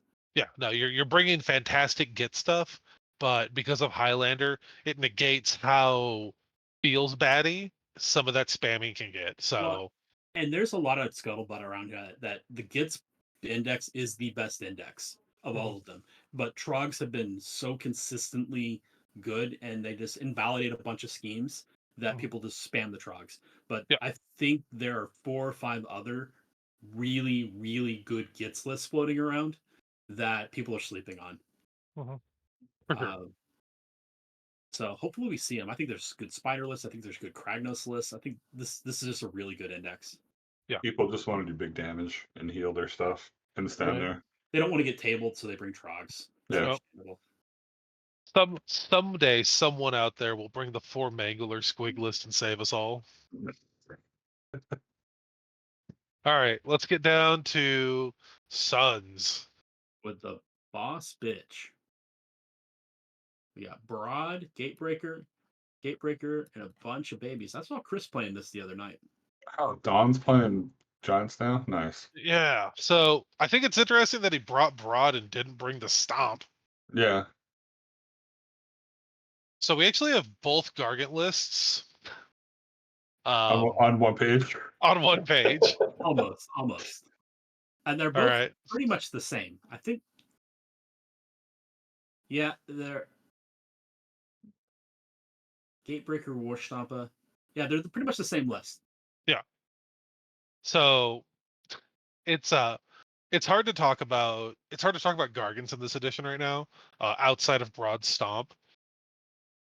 The army struggles a lot without that extra survivability that Broad Stomp provides. Shooting in So cav is just so damaging right now that it's really hard. You still have the bodies, but these armies are both bringing 3 man crushers, Mhm. which are going to be those man crushers are there for one reason only, and that is to go up and eat a covering fire. yes, Um, eat a covering fire, stand in front of a gate breaker, but within 3 inches. Like, well, Yeah. and outside of sentinels, most covering fire isn't going to actually remove a man crusher. Mhm. They're going to put it on 8, 9, 10 wounds maybe, but they're not going to Yeah. kill it, which means that you get even more value because then it gets to go in and do some impact hits. Yeah. I mean, they're there for that. They're there for Guarded Hero, too. Broad's always going to have a 5-up. Yep. So, in terms of Don's list, I really like it. Like, Yeah. Broad's fantastic. Double gate breaker because sometimes you need the damage, and there's enough -1s a hit out there from all those fucking Cronduses that You're going to be doing 46 mortals a lot. right. Like, I love Blizzard. Man's not gonna stop casting Blizzard. Yeah. Matt, props to both of you for saying screw the meta. I'm bringing what I want. Yeah. Because Because you targets are don't like have. the worst spot of anything right now, Mhm. and you guys are rocking it anyway. So mad props for that. Yep. Chairgrot, scroll down a little bit so we can see the rest of Walker's list, please. I thought I got it all on a single page, but I goofed. Cool. Thank you, sir. But yeah, they don't have to bring these man crushers. They don't. They could just bring a 4th mega, and they chose not to. So same thing like Randy was saying. We appreciate seeing Man Crusher Gargants. Yeah, we Yeah, do. nothing but love to you guys. I hope you guys have fantastic games. I hope you get paired against each other around 5. I want Right? you to play Dawn again. I do not want to play Dawn again. Yep. I love Dawn. I do not want that experience to happen. Didn't you both lose to him last year? No. So what happened is I got him as the ringer, and I lost against the ringer. So that's where the 1-4 Joe came from. Yes. Yeah. Because that's when I walked up and I'm like, hey, how's this game going? And Don's like, he's winning. And like Joe gives me the dirtiest look I've ever seen in my life. It was really funny. Yeah, no, I brought my shooting list, my shooting Stormcast, and Don was playing the fucking You Can't See Me Cruel Boys. And I think it was like 40 gut rippers in front of just like 2 reinforced unit of bolt boys. And I was like, you've got to be kidding me. Speaking of Cruel Boys, Here we are. Joseph Dale ended it for us. did Lewis make it to the end with us? I hope he did. All right, Jeff. I'll see Did you- Lewis tomorrow at a football game, so I'll be sure to remind him that if he went to bed early, he missed out on this Cruel Boys review. Right. So it's been a hot minute, but General's Regiment's got the Swamp Color Shine with the Pokrot. I don't even know what Swamp Staff does. Internet Reinforced Bolt Boys for the shoots. You got the Snatcher Boss on Soul Beast. Egomaniac is going to bodyguard that stuff off. He's got a Reinforced Unit Gut Rippers, a giant 40 block of wounds, looks like they're tough to kill. It's got a unit of Slittas. Monster Killers are so good. They're really good against monsters, obviously. So cheap. They're yeah, they are great. Got a Kill Boss on Great Gnash Tooth. That'll do the only one. I forget what he does now. He does, I think he adds the control score, maybe? Yeah, I have not looked at Cruel Boys. I feel bad. Killblow does, it's cheap, does good damage. Another unit of Reinforced Bolt Boys. And the March Color Sluggoth for the plus 1 attacks. Dobby's Yeah. +1 attacks now? That's what he does? Okay. I think, let me check. Yeah, I just looked him up. He's running charge. He's running charge? Yeah, he gives that running charge. That's right, he used to be +1 attacks. Kind of a weird ability in this list, which doesn't really want to charge. Mm-hmm. I guess the Kill Boss wants to charge, but that's maybe the Gut Rippers. Yeah, I mean, like, you get those gut rippers in, crit mortals, like. Everybody else wants to be sitting there taking the charge.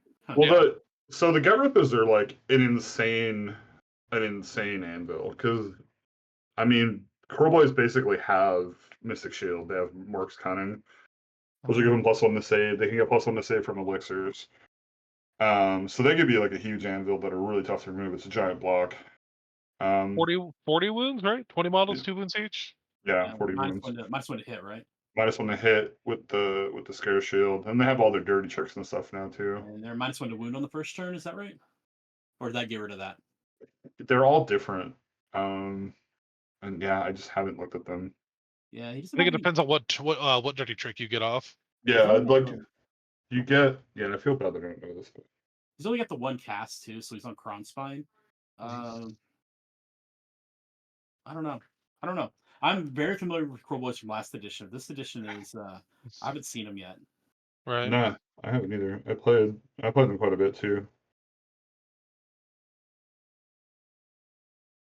So I know the big boys are good. So I mean, I know the big thing right now with Crow Boys is because you can repeat dirty tricks. The teleport is huge. Yeah, because if someone goes to fight you, basically you can just bounce out.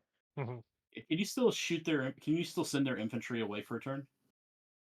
I'm looking at them right now. So 2/3 mortal damage. So their dirty tricks are, so basically they get their first one on a 2-up, then they get 3-up, 4-up, 5-up. Oh, so they get progressively harder. Okay. They get harder to do, yeah. So basically, pick an enemy that charges this turn, inflict D3 mortal damage on the target. The target's weapons cannot be affected by a charge +1 damage ability. That's really good. Good against cavalry. Noisy Racket. The unit has fights last. It has the teleport. Pick a friendly crewless infantry unit that has 10 or fewer models not in combat to meet the target. Remove the target from the battlefield and set up again wholly within 3 terrain. More than that for any unit. So basically, he could just move those bolt boys across the board. Mhm. And then the last one is venom encrusted weapons. Yeah. Which will do crits on a 5. So Oh. yeah, they can't. They all the other stuff, Randy, like the old like pull the unit off the board and all that other crazy crap I used to do is all gone. That makes me feel better. Now we just have Bolt Boys teleporting right next to your heroes. Yeah, that's better. But hey, I need to roll 3 to do it. So Right? And then you got to get out. but yeah, like Uh, the Sludge Boss still slaps pretty hard. Swamp Caller can do the Elixir plus do the cast. They do have a pretty good lore. Mhm. From what I remember. What does Swamp Staff do? Does that give them an extra That's like, cast? what was the one that previously that was really good? Boggy Mist, was that it? It was Morkside Pebble that gave them a 5 up board against shooting. Was the old play. Are you talking spells? Yeah. Yeah, Boggy Mist was really good. Mhm. Mhm. Yeah, the Egomaniac for the 4 up wards. Conditionally. I don't know what Lightfinger is. There's so few. Yeah, so yeah, Gnash Tooth is add 3 to control score. Mhm. He's +1. He gets +1 to hit if he's contesting an objective. I mean, he's decent. He's 4 attacks, 3s and 3s, 1 run, 2 damage. He has crit mortals. Companion's fine. He's a 3 up save on 10 wounds. He's decent. And then the battle formation lets him get 2 teleports a turn. Oh, that's fun. All right. So I hope you have an answer for teleporting Bolt Both Boys. was yeah, that's pretty dope. Yeah, seems fun. I would be happy to play Crow Boys. Plays against someone who plays Crow Boys. You know, I will go out of my way to see how Joseph does. This Yeah. is not an army I'm super familiar with because I just haven't seen it played much here in Texas. So I'm interested to see how it does. It was a very cheap army to get into 3rd edition. So a lot of people just have a Crow Boys army in their closet, That's why I bought it. right? Really cheap. It's super cheap. And the models are dope. They're really fun to put together. Yeah, no, the models are amazing. Yeah. So, but no, I'm excited to see how everyone does. Yeah. My immediately thought for winning this event is going to be like Lumineth or Zinch. We It's saw. OBR as well. Well, yeah. Well, there's so many OBRs that like just by virtue of people attending, Stormcast, OBR, just because there's so many of us, and then that Zinch list and one of those 2 Lumineth lists. I think the first Lumineth list we looked at, I think that's the list that just does not care Mhm. what opponent it gets. It's just Yeah. gonna try to roll everybody. Absolutely. I think that's the scariest one. Mhm. That second Zeech list, the Caleb's list, I think is Yeah. also like, if that's piloted well, it has like 2 or 3 things it needs to dodge and it'll be fine. Mostly it's just Callus and Toll Mhm. or a heavy recursion list. Like it probably doesn't want to see Nagash either, but Yeah. um, And then between Maddie and Matt Chance, I like both lists. I actually like the second one because it's a little bit more balanced, but Matt, Yeah. I like Maddie's because it knows what it wants to do and does it extremely well. yeah. So there's our recommendations. One of those 4 lists is kind of where we're leaning. Those are incredibly powerful lists, but at the same time, Mergank's there with a very powerful Stormcast list. So he's won tournaments before. Yeah. And does the Nighthawk guy dodge Lumineth to a 5-0? Right. Like that's the other thing too. So, all right, guys. So it's getting late. Thank you so much for everyone that has stayed with us through the whole thing. Thank you so much if you've come in and stayed with us till now. And thank you everyone that stayed for a little bit and then had life to go do. Yeah. It's late and we're busy people. Yep. So I'm not going to hold us here any longer. Randy, thank you so much for coming out and hanging out with us. glad to do so. Jeff, right? Jeff, thank you for co-hosting this with me. And for everyone in chat, give us a follow. If you have a Prime sub available here, we'd appreciate a Prime sub.